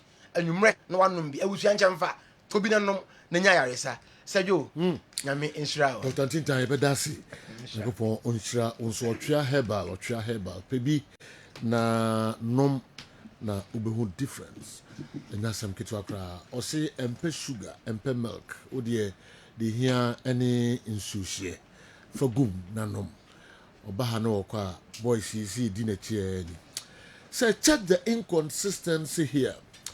Yesterday Fredachi claimed the issue of TV rights has been explained to the clubs only for the FA to release a statement parallel to his words. Enti ebeye. Okay. Modi ba na modi dino enso aka ho abreme na metimi akan ni ye. Ya twaso why na dibiom abana fe naro. Ene Andy na fe Newton ebebiem kakra ede amayan. Mo WhatsApp videos no so enche yebehwe ni nyina. Mamenhwa ababio Michael ya ode aba free UK. The Black Galaxies players should know Coach Otoado passed through their training just to entertain himself during his leisure time. Because they would never be considered in future Black Stars call-up unless they travel. Also, by what means can Alpha Media stop people from covering the league illegally if they are to take those videos from the popular stands?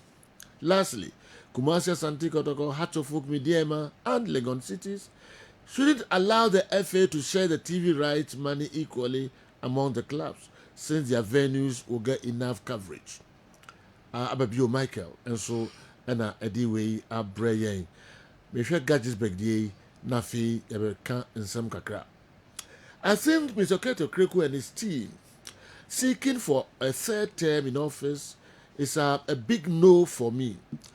I don't think Keto Kreku needs 12 years to make our football the best on the continent and globally. 8 years is enough for even the president of the land, not to talk of a president, the president of an association. Despite the struggles of the current administration, they have only achieved a lot for the GPL. We've seen improvements, even though it's not up to the standards we all want. Under Kwesi Nyantakyi and George Efriye, the situation was worse, but George was in, enjoying and never complained. For the first time in about 5 seasons, we have witnessed interruption-free GPL seasons with limited injunctions, court cases, and boardroom points being awarded undeservedly. What exactly has George Efriye done in our domestic football to believe he can be a better and safer option for our football? He collapsed Liberty Professionals and collapsed Swedro All Blacks as well. What at all did he do with Susubiribi? Nothing significant. He should give us a break. Our football is struggling, but George has no moral right to chastise anyone. He's not the Messiah. Kessben, Accra. All right. Meaning some videos I already are. Mama yemfa kakra na fi yantwaso. WhatsApp videos.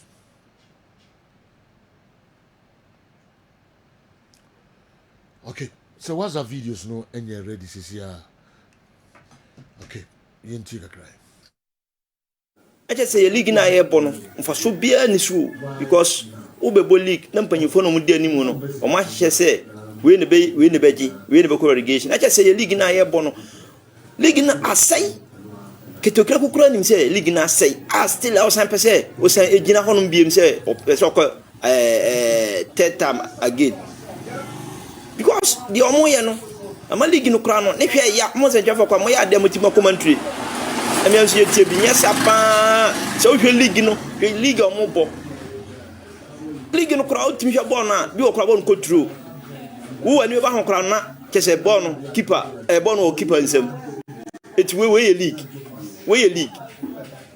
sejo ya abre ho se mpanyifo bi ndi football ni mu a omo sei no ye bi ne se kwasi ntachi wonye nso masa ye ya to no bo ni ket ne nkrofo ye sisi ya de league ne de adwerega kura Sejo, good ball. Pato ye frame challenge Sarah, referee Akosomo. C'est le Bassare moi et Deo. Moi et papa. When you were in film na so me catch them say background noise no uma mamu fanka. Mr. Mo need him. When you in film na mon call the next video. Why? Mr. Mo, mon call the next video. Okay. We won't stop because TV just na come munya ni ye na later mon kan tell me na mema yenti de ekoso and you know messages ni some e wo yen kan mo na fe na discuss kakra on the message of Kessben. I wish Kessben states outline points I ma league ya born in the way better than Nyantakyi tie. I wish so the same points and near my league ya born Ghana Premier League ya born. Yes, local players can consider win the national team. Say they are not fit to be part of the national team. Beche United coach Krababe Kebi say you players now you bully no her on derby on performance of fame. We are talking about these players. On team the under 20, the under 17 more the chance that the 23 and team ko babyano. You know, we are saying the Ghana Premier League now is better than the days of Nyantakyi. I am person may call that kind of comparison, but the facts don't support that. Ye league ya born in obien himself level na bafem, obien himself quality na bafem, obien himself ni pair koko league na bafem. Intim yenzen ni sponsorship. You know, league na ye born ni sponsorship. Intim enyema we've not improved in terms of officiating. We've not improved in terms of coaching. Inti a dear and the chile say league ya born in was better than the days of Nyantakyi. But I wish Kessben will outline those points. Now they actually what shows that the recent Ghana Premier League no one has folk na odi achiri ne no on fan to the type of net no hwe say improvement about house folk ni mo. General, on the issue of Nsema former Vice President George Free Editugano ensem dada yeye mubi yaka nti enya asem no na aba chese wakoka FA a charge no o started from Division 1 and o kan sashi All Stars ene Basake Holy Stars ebeye rumor say FA ni team a opeso oba in the Ghana Premier League sa time no eye Basake Holy Stars teams mako for na ye protest ti omo nyina protest ni bia ntimi anko entia Holy Stars na de ni kan na sre kakra wo nkomunim ne se Sashi All Stars ne Basaka Holy Stars bon match Emma Sashi All Stars lead by a goal to nil and a refuse ne say game no omo hwe time na any nipa ho ne nsensem esisi ya omo ntimi nto aso enti omo ko dressing room no ofre the two captains of the side ena general ono omo di nkomo say so omo hwe atmosphere no omo hwe the tension e wo ho a omo ntimi nto aso nti ade chi anopa omumra no mometo game ni so na omummo minutes na aka no sadio ade chi na se ehwe referee aba be di match ya yenhu referee omo ka ne ho a yenhu omo dino a efe ni tenase a na omo lead by goal to nil no ya je points na tia omo se omo mumunu en lose 3 points eno na bo a Holy Stars e de ne ba Ghana Premier League na se mu hifa ne bi esida senye ye ball ya ebonu okrum ha ya ehefa ne bi asida say team bo match onu ludi 1-0 referee say because of tension and because of the atmosphere at the time ade e tia ne abeto aso na the only 1-0 di mumun ya je points na tiam e the 3 points na ma Holy Stars senye Ghana ha e the Ghana Premier League and ye be enjoy sa magic ya ehefa na asem nisi enti general to be raising concerns about the lack of transparency, any teams intimate in progress on merit, teams intimate winning on merit. This is a clear case of example in the Pacrobit me already at the Akanasem. We could be see baby. Yeah, Hankwana starting with beat me. Now, General, we are no move here to the Ghana Premier League. So, in the history of football, Makaibi, Medibiech. Maintain league be muda. Say a league, a 2 Premier League class. Na ba kwa kosi sa nkrofu omutifie. Aso omo agubasim. E de free tamale. Aba be pie ewo eye dreams. E de aba be bom match awie asa amomo de ko. And you know, in any case, apart from that issue at all, where were the cameramen for that particular game? Adentina sa match ne nkoa ya ma GFA cameraman ankwa se bisine and the FA is not interested so on be catch there say we reason back on na mienu nti e na ama ya mfa cameraman ankwa se e die na sie e die na na omunim e die na na akoso enche be na akoso a enti omantimi amfa GFA cameraman anko match na se sa answers ni na ye busa for not less than 10 times be seen there. Your Ghana Premier League we way back in June. E be seen the FA intimi answer sa question. And this is the club of the FA president. Obo Ghana Premier League match. GFA cameraman bi anko. E be seen why na who the footages of the RTU a Dream Safety match. It has been swept under the carpet. Oh, was it charge? No, onye charge asem. Okay. Say Ghana Premier League match bi ayiko bi the camera ko. Inti adenti na no nko ade sa match bi amfa camera anko. E die na nasi. Camera ko sentence ni na. Yeah, general, what I know is that Ghana Premier League matches na ye born last season. Baby a ye match bia no GFA cameraman ko. See any part of bra no ye binti hu. Baby onko. Inti die na see what were the arrangements? What were the initial arrangements in tia? Sa match ne nko a ya ma GFA cameraman ankwase. Chelsea ni Heart of Lion game no. Camera ko. Me ba ho. Okay. But this is the club of the FA president. So he lead by example. It's young Kwani Liga. You did Division 2, so-called Division 2 players. Ababe represented a Ghana Premier League club. I mean, at the Abo match, unprecedented. It been see that. Obia was called to say that game was manipulated. Heart of Lions against Rikum Chelsea. Genoa, Yemfa Yin Honen Tonchen. Yemfa the commentator and a kind in Tonchen. Yemfa the sea and Tonchen. Yemfa referees in Tonchen. A year then as I'm at the DFA cameraman. What were the initial arrangement? So, arrangement ben a course 20 Ghana Premier League match because that was game at Genoa, ye de be and Obian Ghana Premier League this year de be ya. And sensem sisim. Et ye wakran ye serious. Nas ye prevent to say ye image of the league, ye bet me a kipwa ka hwana nka say all the leaders, cameramen and almost how much should be on TV. Na Genoa Obia be hu bibia. But what happened? Ebe sira dia na match ni be wie kosi ya hwiansi. Eti among phone lose trust in the Ghana Premier League now. Obviously they will. It's the reason why we are not getting sponsorship. And then central for na league, corporate entities na wa bonten. Mr. Magdan ekokano Asempa FM. Also league way. Ono was sponsor Great Olympics da. Why is he not sponsoring the Ghana Premier League or Simo League? Bet in a donjon.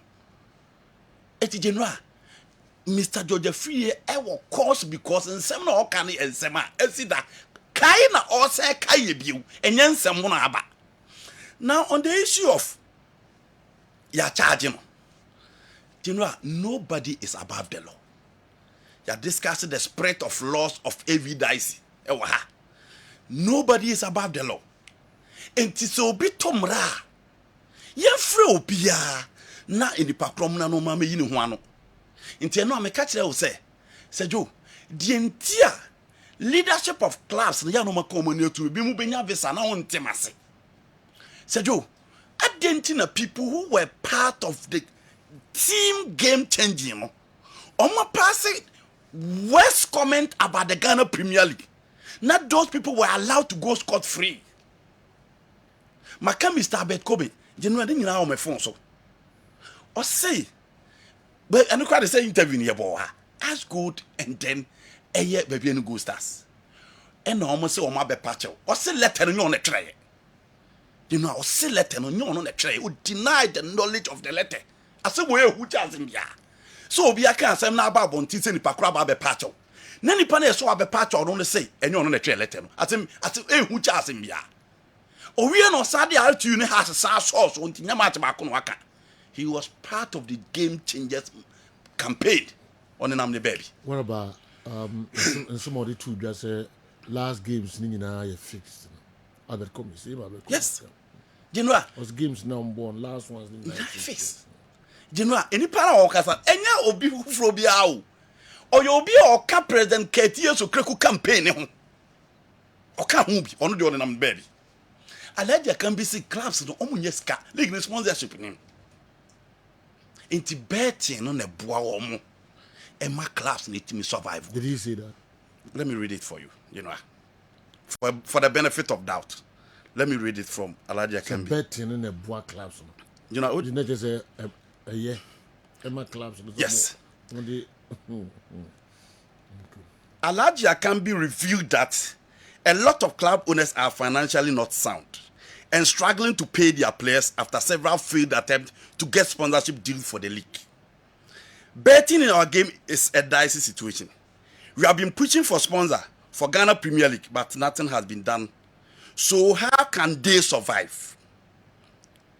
House of Folk may not have issues paying player salaries, but other clubs may not have the financial strength. Majority of Ghanaian clubs engaged in betting are doing it to survive because there's no money in the Ghana Premier League. Or the Star FM and the Kasai. Aladia can be. The last time I can President Keita, I'm also President Keita's Mount or Wabrabum at the Congress. Or you're a fan of the recent FA president. Do you know the name the baby? My can Lord Comedy or better Lord Zico di or better Hakai. I'll tell you for say home coach a cotton match. I'll tell you for the name baby. Into why you're the free. because he's not part of your team, because he's not part of the game changers team. No. Minka say Mr. Uncle Jodefi or Brom Raso. Minka say Okabi na nyame in charge no. But I'm saying that there are people within the camp of President Kett. Omaka West, omune na mbabi.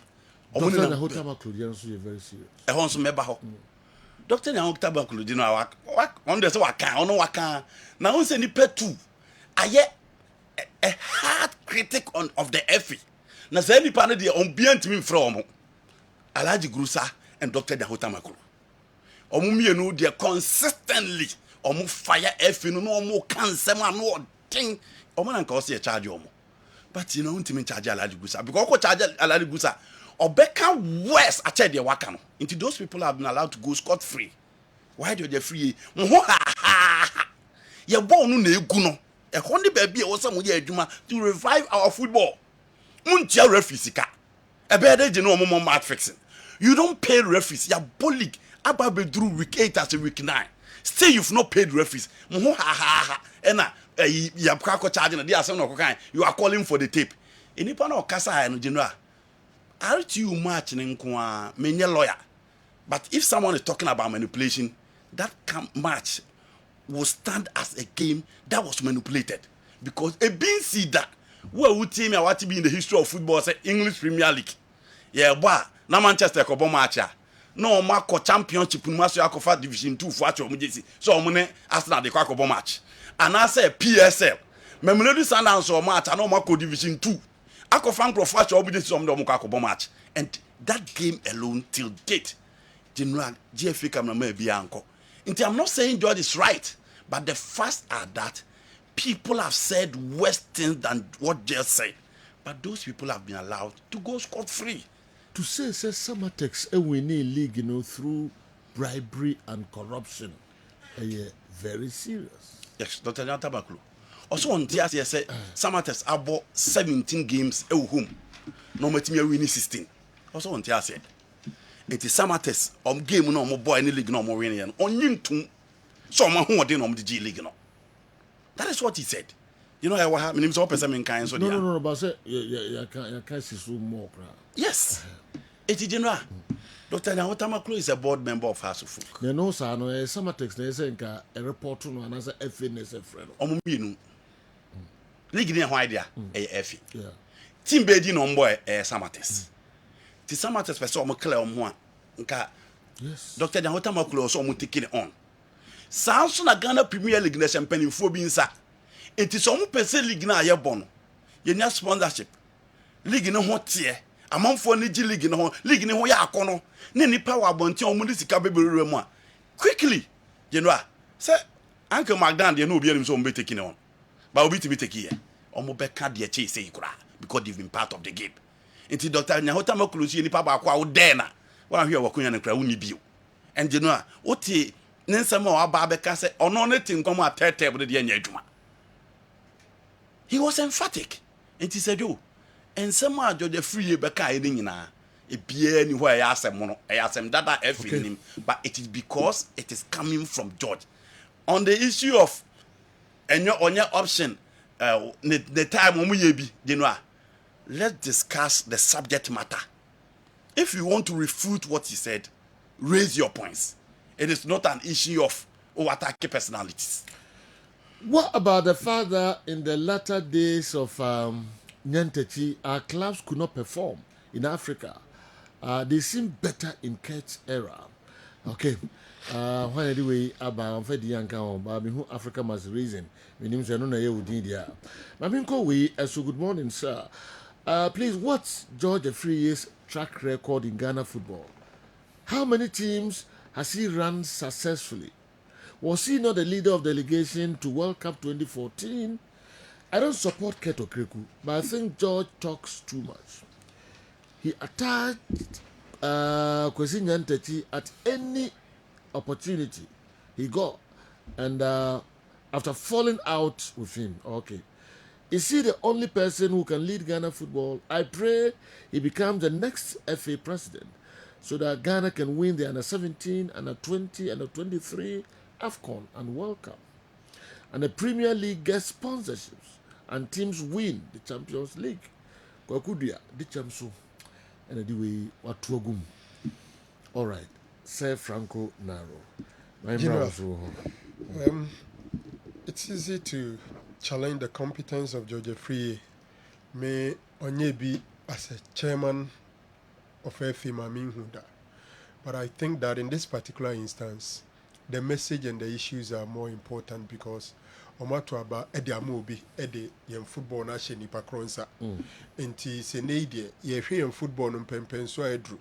Baby free any baby a pese ye kwa. Madwen say the competence of George Free might not be so relevant, especially when he's not in contest with Kurt now. Say ye bium na sebiu ye do mood since and near her say why any media. In that case, I'm sure that the competence and the track record of George Free becomes very relevant to this discussion. The substantive issues, General, and the enumerated and Brea Oma passes so many comments. Nasa comments, it doesn't resonate amongst only those people. A lot of journalists think same. A lot of football fans agree same. No cre any say in football ne form na echo. Sponsorship pay ayedin ediama AGF for no. Enti sans seme ayedin crofo trimunye. Let's even call it a perception. A dear steps na FNE take care working towards it. Now some level of credibility. Everybody in football and crofo person do obeship. Look, last season, Oka Baseke Holy Stars at a point in time, now a clear say new Edubiase Park Academy, Baseke were in contention for that slot for a zone 2. But then come on all over the place and they say GFA for say Drew Baseke for so. Tomune Beba. Enti they won protest against them were thrown away, about 3 of them. Match mobile mother form, the game will be replayed, the game were never played. And these are things that convince people that indeed the system is being manipulated. And Sapapanekasa and the Kets, your games will not be manipulated. I'm sure that at least, and now the Nikojina court will be an example of a game that has been fixed because some is on record. Unless we are saying say be an arsenal kind, he was making specific reference to only this season, then probably it's going to be difficult. Now, who person take in some new situation as I'm making some now or kind of say, FN say they will come out one. Omujidi say Alpha TV for no. Omuni ho kwan say omu issue that statement. No more FA for no brepem ombeba out. Obeka se sebiu. Papa bi ne ne ma na edi agro. Say, General, for Ghana football na yebo, they take only the Premier League teams and look out for the owners of the Premier League teams. Minim Krano, Legon Cities, a Council of State member. Ura Tipokin, Edia. Minim Krano, Accra has book, the king of Asogli. And I said can say Asogli. Penny Kessi Odano Toba Fede, the 14th. Minim Krano, Diana Stars, Ayo Sea Deo Ajiman Bedudia. Minim Krano, Brekum Chelsea, Ayamufa Jantwa, Edia. Take your time and go through. Ubon said these are big guys. And the only football clubs. Karela, Ayo Honorable Haruna Idris. And to some penny for winning, and only a Diomudi agro. Honorable Ignatius Bafua. Honorable Ignatius Bafua, Minister for Employment. Edia. Enti unya butrena her class na, but sebra umuni nti. Insuatrema, sorry. Sebra umuni nti. Se nkrofo mu de omasisi ano no na sebi omumunye duro nti. Ene efom se de eto nta wonte ase. Because say ebebo league. Our league no 18 clubs in Ebebo. Previously, Kotokoyo Otumfodia. General Assembly Hupao, Asante Kotokoyo Otumfodia, House of Folk Togba Fede, Adriana Stars, Osea Diajiman Bedu, Bechem United A for Kingsley or Sabus, sorry, Kingsley or Usua Chow, Agama, a big boy. Look at the owners. But minim se omuni time no ntin na microphone dey share omudi omu agiregira omu team na no ene ye omu se ne yepe na. But how on earth, where does it happen? Look, Premier League, si ebebo a Nanan Century, a big man. So who asem no? Yes. Samatex. Yes. Musi Sama Parker. A big fish from a DMA. Eti a big boys club. But the one pan say, yeah, you mu biara no biankasa. Because you ask yourself, say, at the Niabo League na do 10th week. I find the FA team na kodra catch record for every prem. You better be chrem with TV right in this situation. Nanka before they start the league, the clubs know say it be a start times. And your start times ye nibi. Ye nibi di ebe any day. And you'll be any. And now say ye mo be yin and young crofa kono no mami. Then the clubs will be made to know. I know clubs that have been quiet unofficially, but ye mu a homo. And Central Kofu bisa ye say omunya abotre pem ye bebem. And crofo bisu gusu yi. Mama muska na afedi nkrofo ya na de krata aba abonten so mo ka kire obi ase omo ye de ama omutimo obi anyi bi. Enya ben no mugina so. What contract do they have? Whom did they sign the contract with? And what are the terms of engagement?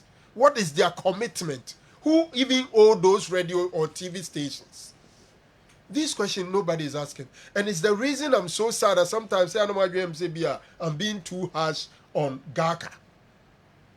So be a so obey in a nima san crank. No be kasa na be victimizing. Ye be man ko relegation. Ye be man referees akudie na. Enka enunti sebi ompanyin say ahohini nti na eja ye more. Se clubs no be ko tibia mu bi say no. Enunti ena nkomu ko ti welfare body meant to fight for their rights, their welfare and all that. Is the reason Gaka was formed.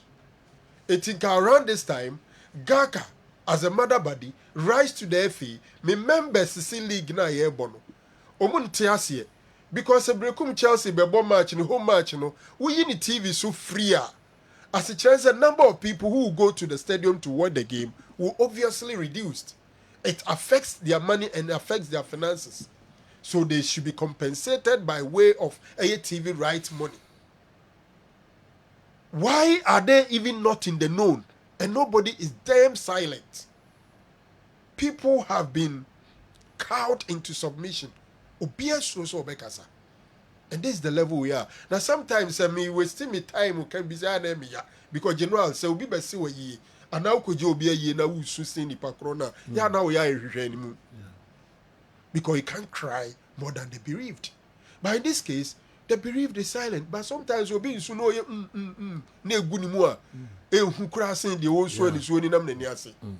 some of them are suffocating. Yet they can't talk. So me, interim catcher said that statement is the funniest. It's a joke to say a prepem for the situation of your league in the right. You do this before. Elsewhere, the clubs will say, until ABCD is done, the league can't continue. It comes to a standstill. And interestingly and funny enough, this is the time we are talking about third term. The process that is involved, so the mere idea said third term, no problem. Me who say constitutional review a part of any developing process, and no problem. The sad aspect of it is say at the end of the day, you the to Congress and him, it is more right to vote against. But funny enough, most of these guys are who are gamma or sabi who open so or see a dear who to go after the who enti masom for no and a beko. Na sabi oba so a fenso na ento na ware ase no otuba nchia wunua masom ni no kakra bi obegina at that time no betuma gino akoye de obi pa ama no, and it's the reason we are suffering. Owo Modena Italy and I kai was Luther Matthias and so a Accra Lions owner.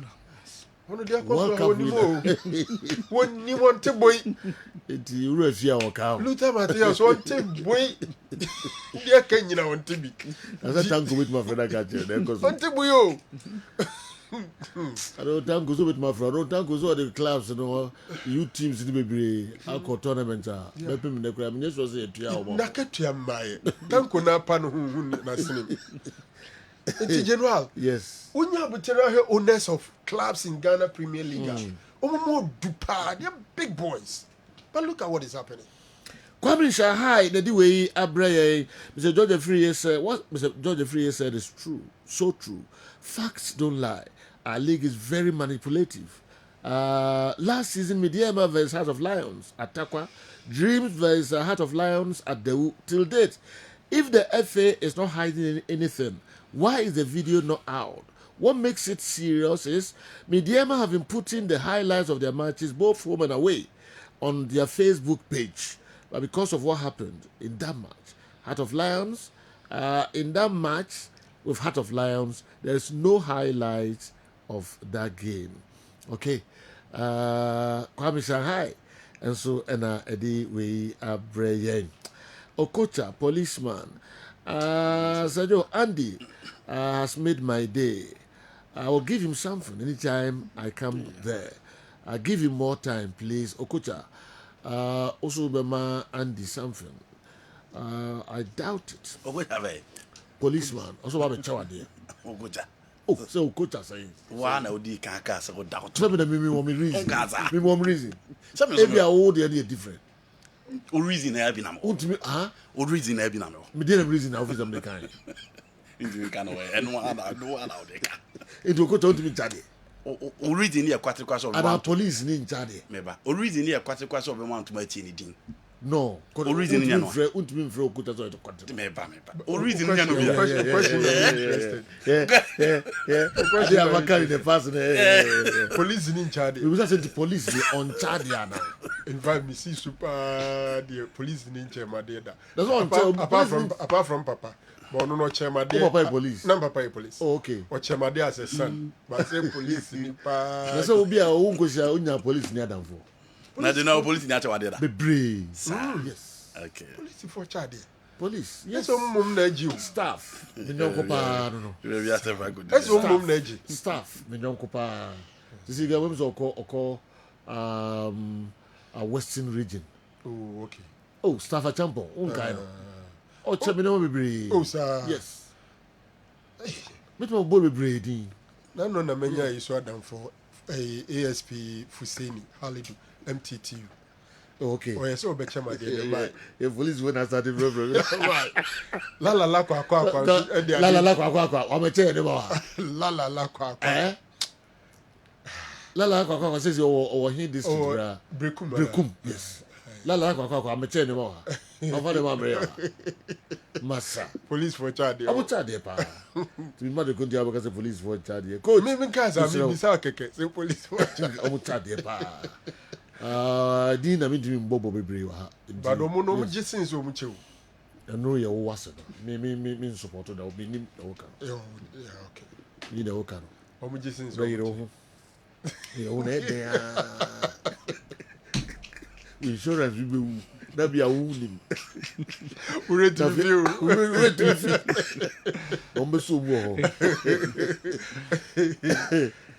Police foi, yeah, Philip brutal. No what sorry. Police. Who's say? Miss what Achinoka. Achino, yes. Also were regaining. Machine also the dem ska when Dino. Also find on the same kakra bi. But the figures in our brain, she can't beat my top lot be brave. Oh, Kuma, yes. The attitude will rage you. Maybe ain't been done, but all right, Beko Newton Latin marriage at our number tea on also at the brain. Now, Kumasi Santico Regional Circles Council, Penipa.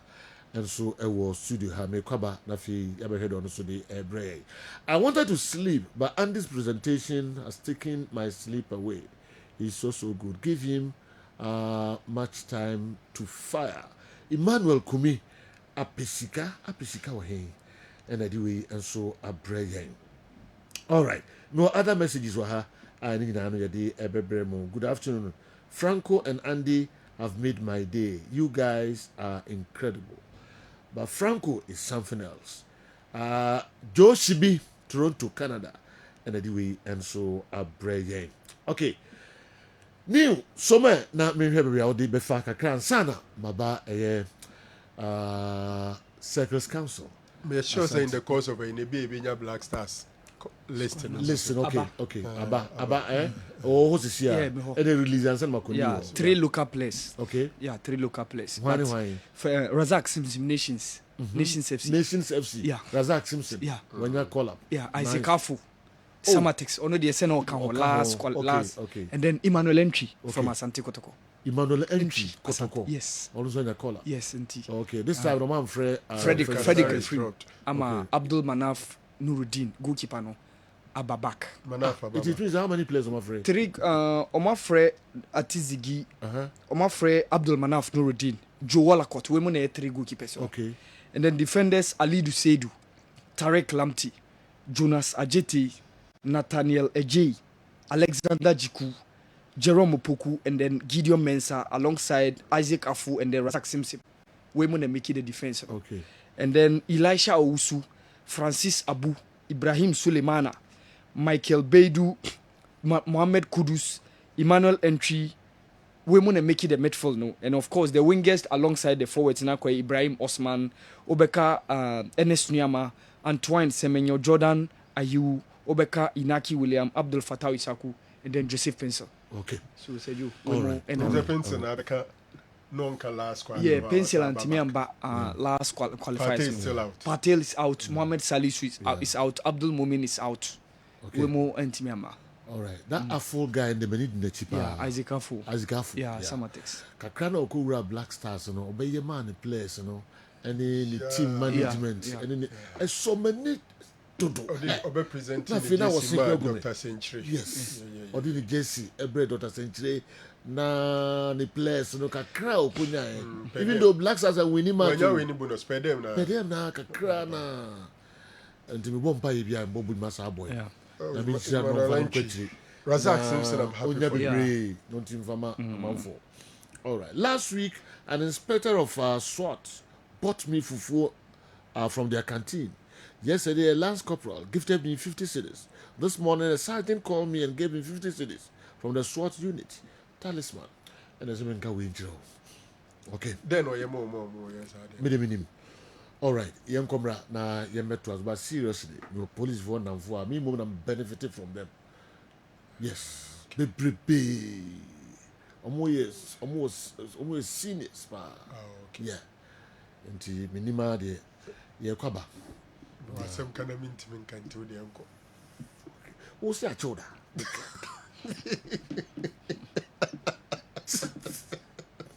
No, that's true. And say, it does say insurance, and I say, my friend say, roadworthy, Mubako. Now, and go by the church in the Ibisimus. Ubu Brasso near Chill. Nothing, Udu Mabisi episodes of all come with you. Oh, say, Yachoda. Then I'll buy one me, said Biasudi, Wolfu, and teachers of Mabbe to Mamma. When no Nimraso Mochi. Me call Newton Latin Marita Town and back. Nadia Kenano, you're about Thomaso, Kessben television, news so well. So Ghana Premier League no come up be brave, be na more discussing, be about do so now how I person you purify a league no some be na more discussing. But on the other side of the league, yeah, now your key performance be the first 10 games, the subsequent 10 making it 20, you more perform so well. But among for bebre adwene yo mo say Adriana Stars afidie no mo ye and Bibiere Go Stars bet me I hold it on to almost strength our table no top war. You discussing same way say me nu from the perspective of data. Now you share how Ghana Premier League a swing after match day 10 because we last year okay Summertest Energy League the season before I medium but I feel Bibiere Go Stars ended that top on 19 points. Nations Kumasa Santa Kotoko medium and completely top 4 no. But omo come on beba neighbor mama fa bra ase ha say na hwe ba bia Adriana Stars eda on the table to me mbo ame na ahwefo entimi hu ba bia Adriana da ba bia Adriana dai e ma no nya wanwa ye nkwa akiri bebre ye o match the 9 na o hwe the 2 previous seasons akono Adriana enye ne habitat ene ba bia o da sese you know. Adriana is really struggling after 9 games we are accumulating 8 points but the money you want to say oh ko chika kra ko din komuni ya and yet, Adriana and Sue and then a bind on the performance chart. And you man, not just say this is Adriana and top 4, very, very, very uncharacteristic of the club. So, Oshamo best performance is say it was a season and Naka will be here and say, oh, Adriana Betimia be and I say from the 2 previous seasons, I born on Yamabeko, but Osha Arrow Yama Dratch TV so Arrow no seen it trase. And that has been Adriana performance from March day 1. I know what's through. About the March day 4, or have be Arrow no one. Na anche esa frosro kakra na e frosro na quite say e da Adriana for no but atimi ankosro say do mope dia kan man fa Arrow no kran so ama wa hu say Adriana a performance no asaso aba form na aba form to the extent say omo lower part of the table. But why are we discussing Adriana Ghana Premier League no mienu akwa Africa ade amaye. Now, okay, season no, you can was na last year, Samates Nigeria on 34 points. Adriana finished the table. They say they finished on 5th on the table. Now 5th in Umpono. Now on Monday they will 4th in Swatran with the same points, 50-50. This is last season in common say Joe Yedi. So placing 5th on the same points accumulation with in Swatreman FC. Next is Adriana crowd top 4 be. Now Adriana asi amani asesa. But even the 5th position OD you know. My main found at the beginning of the season, never be Adriana or started free. So this is March day 10 after say about 10 games you know. Now Adriana na say Joe or that first on the table because season as summer test about and Raya na make last season. After 10 games, Adriana na that number 1 on the table. Or no that's what I say I was no. 21 points and no more accumulating and a healthy goal balance of 10. And Adriana added that top war. March the 10. The enkomoyachi na enkosi March the 20 na ehwe ba bia sel Adriana battle na Jane in some Samates ebai so ohwe March the 20 a na Adriana free first porto aba that 3rd on the table na Samates take over. So yebusa say between March the 10 and March the 20 na hefa and overtaking no taking place quickly not just March the 10 no betin about the smooth goal stars for 2-3. Now, oh, you're near my way. So March the 20, Samates about top, but I fan society. Now, oh, share how Adriana finishing. Ya can Samates won the league after March the 34. They took over from Adriana Stars midway between the March the 10 and then 20. But there was something critically that changed on the table. I'm favor Adriana, and we've made mention of March the 10 last year. Who come on a So Adriana a performance, you know. Oh, coach, I said Joe. Now this is 2022-2023 season after March the 20. Now Adriana Edasoda first on the table. This season no media manager. If Adriana home come out the media manager the Swatra you still find them set or more top of the table. Now Kwamuno now overtaking that take place. So this was 2022-2023 season no media manager after March the 34. Impo March the 20 no America 17 no. Now Adriana that first. It is Samates no Shababia Adriana elusu battle no to Samates. Nasha media maso de no babia elusu battle no. Now go stars in the place first after March the 9. Can you say Obaji League no? So bet me akasa dia. Ma me fa onko Samates season na me ntro babia o overtake yomo. Na me am do akọ media ma de no quickly. No ho babia no so overtake yomo. So this is the season 2022-2023. Bregroup Jersey and that March the 1 on that first. Adriana na that number 3. So after March the 1 na year konwa no 2022-2023 season this season belong to Mediama. Now Adriana after March the 10 amona daso di nkomoyachi critically. After March the 20 amona daso. So where did it change? It go stars impo unru March the 15 na ye kaso betimi age wa wo believe so betimi age the league itself has its own strengths. Ebetimi a favor wa that top no. Even after March the 20 na Mediama beje no team friend said Adriana and at the top of the table, but there was a change. That change you know me dey call CCA no. So March the 15, I suspected say team friend said Adriana still not at the top, and this is so shocking. Watch the table. This is March the 30 of the 2022-2023 season. Adriana and that's so that first. Now enkomo ye die hu pa. March the 30 means na koka 4 days or so. Or 4 games per next season about we yet. Media man that's that number 2 on 50 points, 2 points short of the table toppers, Adriana Stars. March the 30, Adriana lost the league. Gold Stars won how many games? So the league is competitive. Obi betimi abefa ho, omo edi boni ha league no na omo nye careful. And no, and the bom kai. The league has its own dynamisms. So Osha, Adriana match the 30 no that's all. Na no na man for busa say after match the 31 no na Adriana beda mediama abeda top. Wow. Match the 30 Adriana, match the 31 mediama. Quick change of buttons. Bako air show so betimi league no. But Bako de what's here but the after say match the 10, match the 20, match the 30, all of that, Adriana Stars, yet after match the 31, Mediama shooty about that top. Now I feel what league in the free Adriana and some. But and see one more season or summer test so J and Unio, Brekum Chelsea, that is 2023-2024 season, Brekum Chelsea and starting match the 1. Match the 1 you come Adriana Wainfa. You are looking for Adriana and baby who Adriana no 50, but they'll shoot up.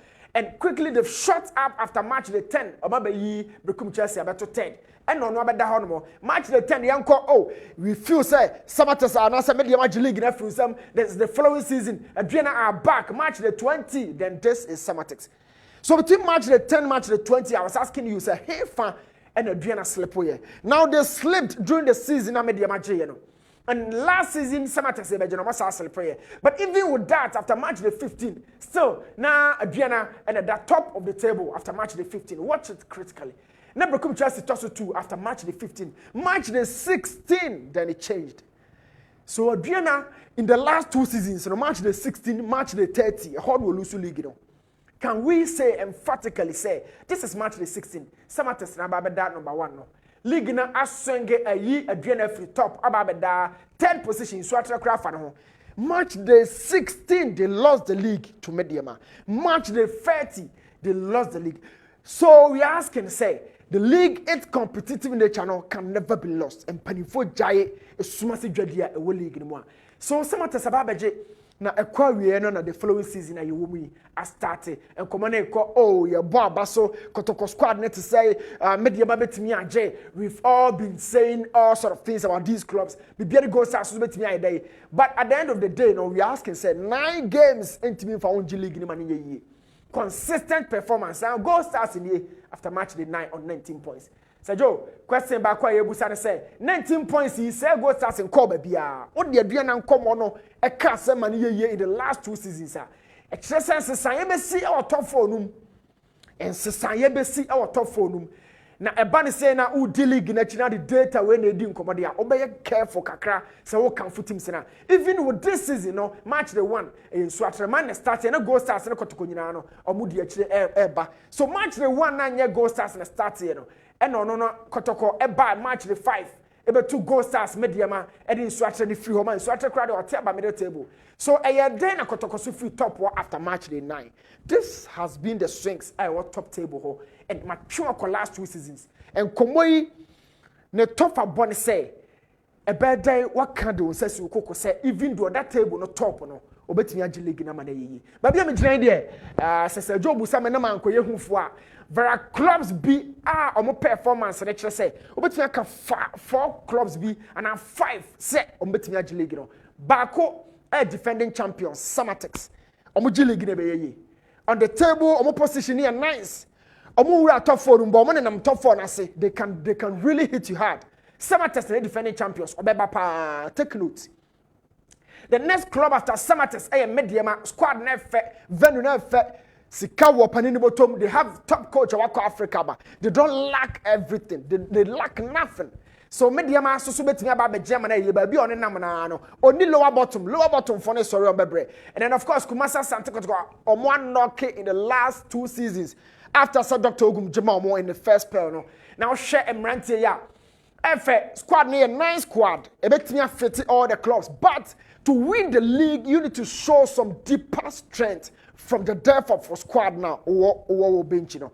It's about time one to me and share why now any more bench or saka da ne sra pull hamstring something. When a free bench about the depth of the Kotoko squad no. A lot about them. Justice Blair, we know the injury history. What's the entirety of the season, along with FA Cup, you know, back in the goalpost, Kamara and Frederick Asari, who is showing a lot of confidence. Nations, be careful. You are back on the second spot. And then I'm like, team, Coach Kasim Mengo, as tooth coach, we know him. Sikasa or Panini Boto, more venue, a Diana Nation, Saka, Kofi Mensah, the goalkeeper, has been with top clubs across Ethiopia. Ash Gold, he's been here, he knows our league. And then Razak, and your friend Blaster, Osaka 4 squad nominations, Ebetimia Hajane this season. Their position is good, Sir Joe. And of course, after Nations, the table toppers in BBN Gold Stars, are you showing confidence, consistency in your performance? And of course, some way dia can know off the field in this year dia babuabo. The coach Chelsea there say oh chart here emoji bi odene say sumna no pa. In fact me dem say sumna no brekum Chelsea on. Obo squad no there eye coach ni venue ni ye but men who performance ni ye. It is so helpful no so emoji ba ku bi say sumna no otade ni say sumna no pa. Sa emoji na me use there brekum Chelsea. I am not really certain about them. I'm not so certain about Coach Samabuadu. I'm not certain about this squad. They are not showing the strength we've seen Become Chelsea exhibit in the previous seasons. Goalkeeper more Emmanuel Adu, more Gregory Bensa, Chiro, more squad and I'm a Sebre. So Become Chelsea, they are saying Sumano squad no cry. So Joe, your Ghana Premier League are competitive and putting from Bro Maswanse. Now Omoma League and you're rich. After match the 9, Gold Stars meet me family says Simiko Kusombeji League, you know. After even match day 15, it will still be tough. What it really entails, and I said there's a competitive league here, but clubs in the show strength. Impo, say because I could see we know yourself for. Say Joe, I'm in an HDM for now. The picky show. Okay, Newton Latte, Marijata, and Yatininka, the free, some P and Abranti de Atu. I said, Joe, please, Apesika is at Kintampo South District. Oh, okay. Okay. I can recover that would have a Krato Kakrabia Baba. Na mene chairman and so Eddie and Komo Kakra. My messages no Ewaha Bebrebe. Talisman also no Mona Yajma, Honorable Kojoba Ajiman dear. Messages are Ebano, Emse, and speaking well of you. But I'll be in then. Abekumbe Bebrebe, Seminal Kofo, Katrenwa. But later. Ye kopa minim Seth Eddie we ebreme say abaya bi efreno patients ampadu or a nurse ewo Mpraeso General Hospital and patients birthday inti yanweshe abaya happy birthday patients ampadu or a nurse Mpraeso General Hospital. Ye kwaba na da aka nyina nso ye de abremo ye nchekra Daud Heba ana be man friend Mr. Doctor Daud Heba Hospital ti nkomodidie mu ana so miracles no either say atomu apahu and apejawu yes and akomanya omode free yes okay ti omo bae na mka shom so komodie mu ana omo kasa awo no podi omo ato madwum na mso mbe mo maduro bi se nyame ma omo banko ade a ono mbewo nti omo ba after 2 weeks omo ba review na say yare no ye na me de duro no ewo omo duro no ma aka omo call first month second month me ho na be man friend Mr. Doctor o kan you am spoke they are there men kai mo because nipa ne dos no o ka say ye ne e ba 18 years ne awo no na e makra anti ya to ya adwen mu na am say there na me kan no o ka say se nyame mai awo nko ade ya be sure na ye ba ye no so nyame ayadom oba no o se no ho na me no basabasa yeah o ko hospital ko check ya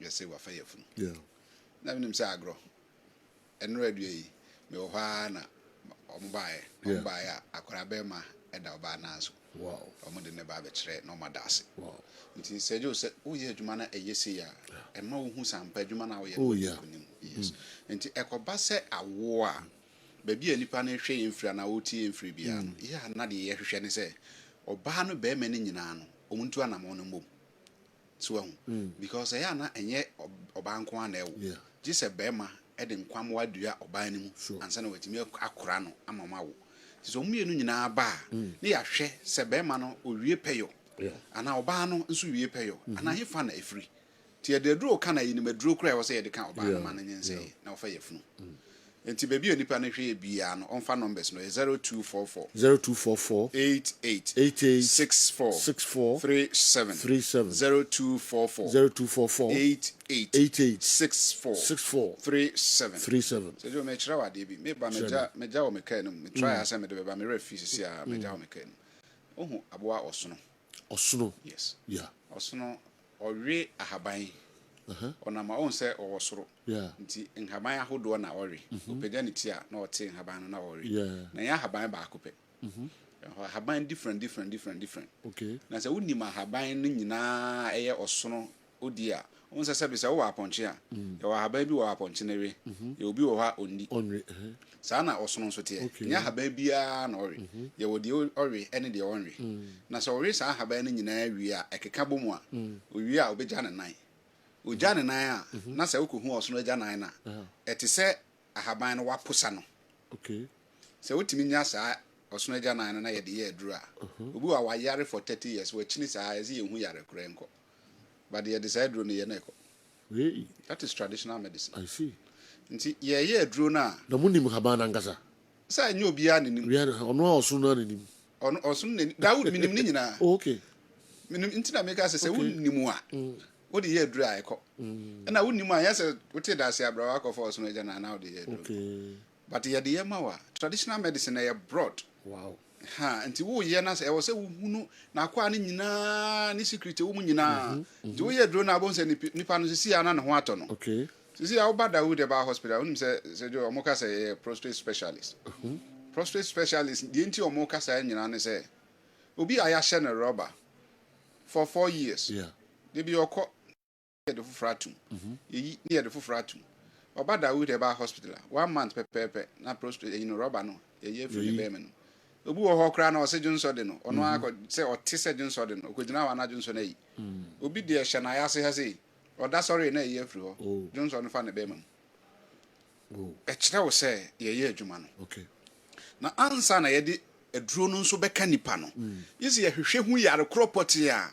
e wo nipa no ho ansa na ehu aduro a e wo se ye de ka no nti obi adwunso se ma ye diama no obi won so a na dwunso ne ba ohunu na ni beba no so na ne ho nyina afọ obi won so a eba obehu ne momodun so wi a na o te se still adun so ne bi akam o hye ne ho anadun so no pie na o ka se eba eno so wo ho ene ye obi wo ho so a betimi adun so be se 20 times 30 times ansa na ade achi obi o so ye so kata na ni anadun so de na ba ena onim pe na be si wo no and be 20 30 times no be dun so no se nyema okay dun so no ba kakre bi eye sope but oye sanso ana na yase ye ne ya ne be mani mu hihye no semako nipa ne pii wo sa atebia ni but insha Allah say jo enye metumi o me say insha Allah say nyame ne pa ye de aduro kana bretia because nyankopon kwa na ye kun fa ya kun enye ho na ye ho ti say nyame ka se nipa no beto na nyame nam Dawood so ye de aduro kana bretia bo nsa junso no ba say tet say jo on say ennemu yare eguma hodo na obi wo ha o ye ya o se manya nnam yare ntimi ko tedura no yenye ne sa okay ebi ye bacteria ebi ye fungi and ebi ye virus bibi ti say human papilloma virus ebi ye treponema pallidum Neisseria gonorrhoeae chlamydia trachomatis ebi ye fungi candida albicans nti we mu nyina wo say wuhunu na wuhunu ennemu aboa potia owo nipa no modie mu ana na junsuo mu a oha nipa no obi anya bibi te se syphilis ye kese yi no oho a wahu se ne sebe ne be ma ho ayekuro oba na na mu hyehye no ohu se nsansan bi abegu nase otiti ana nase ayekuro ebeduru ba bi no na ade bi abeto sebe ne to ho te se eyam ebi wo sebe ne totokuro no ye ne hene na ade na begu wo te se eyam bi ana se nsan bi na abegu wo ewuma na ekọ ewuma na aba ebi de etimi ba na abeto omukon ho sei ayete say yambi anasa nsan bibri timi begu na nipa ne hene obi de ba won nsa no achi sei ena obi nso ba won ne sere ho opa duro wan pa duro e be yira but e yira sa no na ekọ stages ekwa akoduru ba bi no nipa no ofilisa ote ho ase de ya yamako e de asra no se nipa wo sa atebia nim no syphilis no ekọ nani wanhwe ye be ha no okokoduru ba bi nso abeduru ba bi bon se oho ana na nan ase te se de eja ena ne nan ne sim ne nan ase hyehye no na afi ebo wura no eba ne soro na onya atenka bi se ne sisi blade bi ewo ne sisi mu a etwa na sen edi mu abe hu sese jo obi ti wa ote wa na no denden ba woka so nsore nante ontimi nsore efiri ne sisi ko ne nan ase no ajojo syphilis no yes at latent and tertiary stage enipa pii wo ha na ekuru abeda nanum ebi wa na tetrema so obi de ba ne se no ase ne tetrema na ase na obi wa ne se nwoma no gam no na ye kuro no ba na ekọ ewoma na aba ebeduru ba bi no ebe ha na obo nse ne tetrema na etitriti wo nanum ebeduru ba bi na panta ha sei eba be ye ti se madoa bi hihye ho eve obie na no akasa ontimi nkasa ye obi wo obetimi adidi ba to ma na na ma ontimi re esan se na panta no ontimi mfa nwe sa de this ade ye nsuo nko a syphilis ni timi yes at latent and tertiary stage of syphilis cry timi ma se be obi trinwi sei e start yi ti se mefin na nipa ni trinwi tutu wow hwe syphilis timi ma obi ne se nyina eku ebubu na ne se nyina etum na ati se ekuro nti se obi tie no sa ati bia no anhwe yi a ebeduru ba bi oye be ma no ebefo aye kete efe o try so ne ho kan be hia ontimi ne oba nhia ne be ma na fe bo nse ese pegya na aka to ho ebeduru ba bi no entimi mpegya kura biu na be ma entimi ampegya sejo obeda no fo be hadwin onza me ka zede we no ase ayede ni hakura ka no fo no ebe hadwin ni studio ha kwasem enti be bi asejo nipa ne tie ye mfiri na wo hwe ye mfiri no Dawood Herbal Hospital ye say ya ba ma obia ye wo dweso krapa bia kane na Metro FM no wo no eho ene ye Dawood Herbal Hospital bia kane na Metro FM wo na dweso krapa o fa dweso ka akra sia on ga se obesi wo Dawood Junction ye adwuma from Monday ko si Saturday yare emfa hu ni ba bi aduru bia no nyame tumi nti enye metumi ba nyame tumi nti oba ye de ne to aduro so abreti obi no wade ne ho enne ye ka say obi anya sisi yare ona mana ne nan nyina ititriti ni sisi na ye ne ya ma de bi o complain mi sisi na nti na e wo ne to ase no na e hwe no enne ama bebre na timi de ba obi wa nsuo kura wo ne sisi ni mu no awe ade bi wo sisi enu aye gregro cartridge na enu so wi atimi ba ne sa dompe ni si ani a dompe na dex na nkasa wi nso a betimi ama ne sa ena obi wo ho nso kura na eye nnemu yare ni bi na wanya ena ache wo ho na ne complication ni yesa ena Dawood Herbal Hospital ye dey say emfa ho ne yare bi a nipa ne yare bi ano ye ni yeyi ani yare nko a ani yare de yensa e wo yaso but yare aka bia no inshallah nipa no banko a de a ne ho beto no be ma atofom seju eni de oba ne to aduru so abete se apejewu be ma afon aye kete the secret ba akon de nti anka me de osono agya na ba no ye de ka adua hodo me yesa e wo ka nim se ya wow se me ye traditional medicine man nti e wo se me na ma bibia me prepare nti e ban sa ne ye zenka wo pa asem na aka min kare unwe haban okay haban ye uko China nkura bi ni nyina ye de ye duro nkura se be agya nan ye de ye duro ye de a cockroach ye duro that is traditional medicine okay achichire tontura ye de ye duro enwa tontura ye duro okay koto me wo say last me chere se koto tontura no akwara a odun soketes obi anya 30 years or da so jun soketes ye de ye duro man ne e be 3 days on yun so bi that is traditional medicine and the numbers near 0244 88 64 37 0244 88 64 37 police ni ba ko asan so your friend Douglas oya makunta oya san ye sofo okay se wi asan so na oni mo so wa hwe o sa na se do we see follow watch okay Dr. Dawood nkra to kakra na yakofa abano mekokwa mikio na afi odi aboafo no nsensem kakra atudwa na afi me the last word no ama chairman Alexander Manu na ono so di ensem kakra atudwa ansa na ya sorry Wendy entry eya adwuma ewo Newmont Ghana ewo Ahavu Kenya se underground department Wendy and your birthday Wendy Michael Abebio the future wife and so I don't know Wendy, I wish you happy birthday. Na the old Ribian and Yankopon on fire and mouth. Michael Abibi is so proud of this girl. Doesn't mean can say any future wife. Any Baba Hanibiano or sell time. Sanso and Mr. Emmanuel Bedin and they also birthday. God with us express stamps behind Armed Forces Museum. Adum and Ima and so birthday. My wish you happy birthday, Emmanuel Bedin. Kwame. Republic Bank a wodu sika kodan mu a usika sembe koye e de ama pa no Republic Bank no won hihia wodo bebree ho nti kohwe Republic Bank fo akira kwan na wo mo emboa wo hebaso cream cream abema na use bema bobo adwuma na wa use hebaso cream ni bi ebeboa mo atima bo adwuma na cream no ye wo de osahye mu ne wo de otu mu nto to a na wa hye ne nso obi a osisi ya kotodwe waposo honam tutu de elephant ointment sadik heba powder wodwaso koko na hawa na wo yisu powder bi elephant heba mixture wodwaso uyem na timu sisi ya na wo yisu bi obi a stroke how bomade copper flexon 600 edoni bi nanom any drugstore chemical shop bi abenya indoi bi ato Franco Trading Enterprise Tonyama Papa laptops, Nokia phone, Samsung phone, iPhone, smart television, Franco air conditioner, deep freezer, washing machine, CCTV cameras, and a pebiata. Franco Trading. And a sanyama papai on sabitimi akebe. A china, echi, and a jumediano airbaso. Official grand opening of Sementia Goldie Mall. Jumediano Bessa say fiada and opanundu. Mifikumase fashe bekoso in so.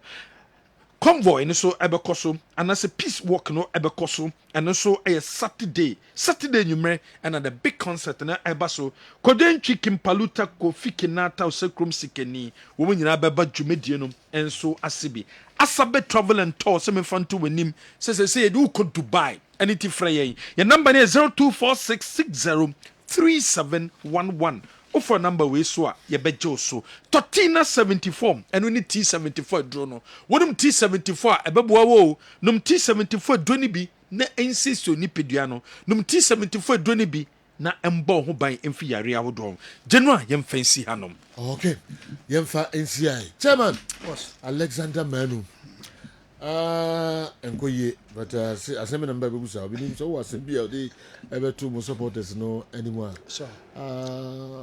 Omo di are ho. Yep, yes. Even though motor so bien Sunday, but they are not happy. Legend ma mencha na mencha watifu. Na mencha Tijani. Nyanja Karimo Tamale. They be our show pa. There's no single there. Because in my head we two programs in our hearing na. Was me can so cha. And there we are there no. Yeah, 4 p.m. there. Okay. So in fact we are not happy including myself. Yeah. They're not happy.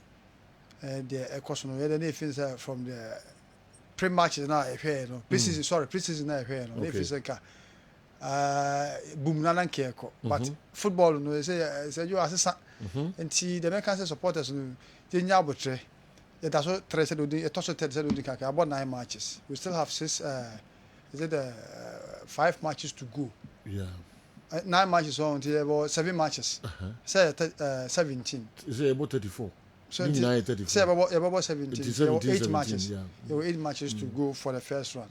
Until yes cause support your team no young cause support it. We say we be on my board draw so na especially Sunday. In fact, me and Kasa no Monday come me so say meet me Kasa wa djuma. In fact, na ye dem dey say they also say you lose we course be about so no. Yeah.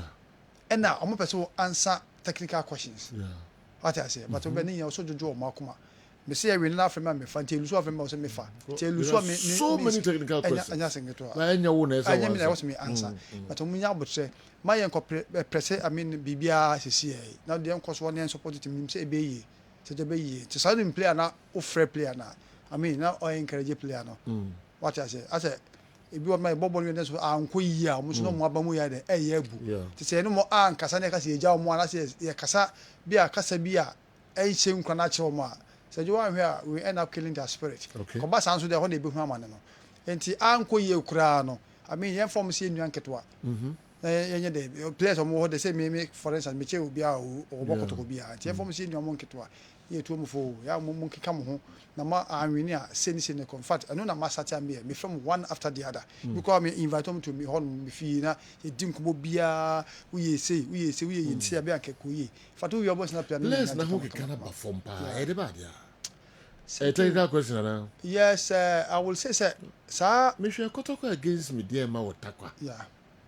me league match na nkasa yeah any same kotoko na me hu yo yeah because me last three matches the make say boys ni break pa Sajo boys ni me two kwa anyina ase no me say yeah na who cause am me say me tikra that's it yeah na someone go America yes in your America and they win ya there and buy for the fact say your two points so there o matches in Bay outstanding o ba so esa o bo so body na shame they we have say me say me tie free 1 week about 3 matches we have say your bad performance you say 3 matches no this season bad performance by from make us is it even bad performance you call Basake say yeah bobo come make us Lagos City in the start here the Lagos City is you can eat your cake and have it the mo pen am ko nya yes also mo ko America bogus oh but to kwa ba consequences they say anya mra rest they say they fan share fatigue biom they say anya mra rest the ball match Sunday ni no coach for nim diem no omama enkra no 2 days rest it no no start training no akwa was at the training grounds Basakeri na fatigue oh wow Lagos City is about fatigue I want me the version but yeah man makasi ya rest we have had enough rest 2 days rest they say rest pa Sergio it's about that Sunday no kotoko I mean it be a new chapter against Bechem United. So now Lagos is no one shave. This is no one winning match. And also the Kotoko, any turning point. And Pawadi was a Kotoko, was a question in next match being 2-0. And she also, I was a next chapter, no, a Bieno and Copa Madacosera against Bechem United. It's supposed to say Kotokono. Sergio, no, as a support your small. Until I can't be Besano. The way I support it in a different class in any other team. Kotokono, we are near. The master said, Yenyabu to Yemu. And now my pent marble team mechanism. One where you say something now, won't be eating that works back. Not be an aqua baby. Me of a catch him, so no irritated. Now what sort of home baby will fear? You can't worry about Casumua. As I'm not catching on the day. I could be a man for no. So be catching Pacronua, or be catching Wira. Won't mean Cassa Unya, because 1 hour. What I said. Now I call your walk as a said, why you from? So won't mean just say, and somebody said, including myself. Asemana ekwa bonte ka me kokra asemana se show pa me nkwa bonte kwa ka so plan no ma no bi o mo titi bi o ende enya no kre o ye kwa ha ko yesi enya no kre unti bi da bi matibi kra to the sense ye say o hini panyin bi man hini bi Africa coach ama coach atwa afa no so ama no me place call ekwa info enya no kre o da bi o min ka se ama se ho no so mo ka se the supporters ni bi plan o mo ka se the demonstration ba ye say o unti me say Matibi from radio for ya but support be na Africa chairman ya kwa demonstration okay na some be own support so they won't tell you entenra na me our training grounds I would never very peaceful for supporters kwa na so okay crebe na egian ma head here but run chairman me sure say sa even you will be back anya demonstration de back I bet my can peaceful ama be there I come ya pending for we are always our doors are always opened o can be say if kese kwa na we see you be ru na hoka coach dey we say ni be chana can be obi na be come I mean be say ba be yo ba here be tia san kura tie mo so empire my boys na me dem can say je nkoso encourage boys no sa boy the ball player or ball that's anko yi a player akro na trance na ni nko bla bi e bi kwa na nipa no problem mi kwa football reasons so bi na problem mi pa ho bi kwa won timi so na mu football be ma no e ba say the was problem na ide ama no pepepe nti asa supporters na enya buto yim na me adma e be yi papa e be yi sure e be yi pa Sergio legend e be yi pa legend okay legend ever for legend ever it mean can say pi o abontin but mun so no mami ye na mom fa bibia nto bibia se mo to nyesa ebi frato legend me to ase pa me to kasa kwana ase pa me to bi ase kama there say we two baby am fa to yi ene sa ebi frato atiase legend atiase pa atiase so it makes sure between all the to the we na be I kama okay that's it. All right, we wish you well. Thank you most na the ekosubian so you be the echi na the report so aba that's a pass baby me bakra me moago me ro man say me ma kan tin ko cha we are very proud of you over the camera no entro so wura mu security obia mio na that's the boss that's the all right chairman Alexander Menu Asante Kotoko Regional Circles Council chairman and I know abo nkomo don ko abo ye peje mu ema breaking news objafo enso aba beto so de ama edamase pa nyame yadma no nine you sign anymore atransi na yefofo so abrem I mean sham yakram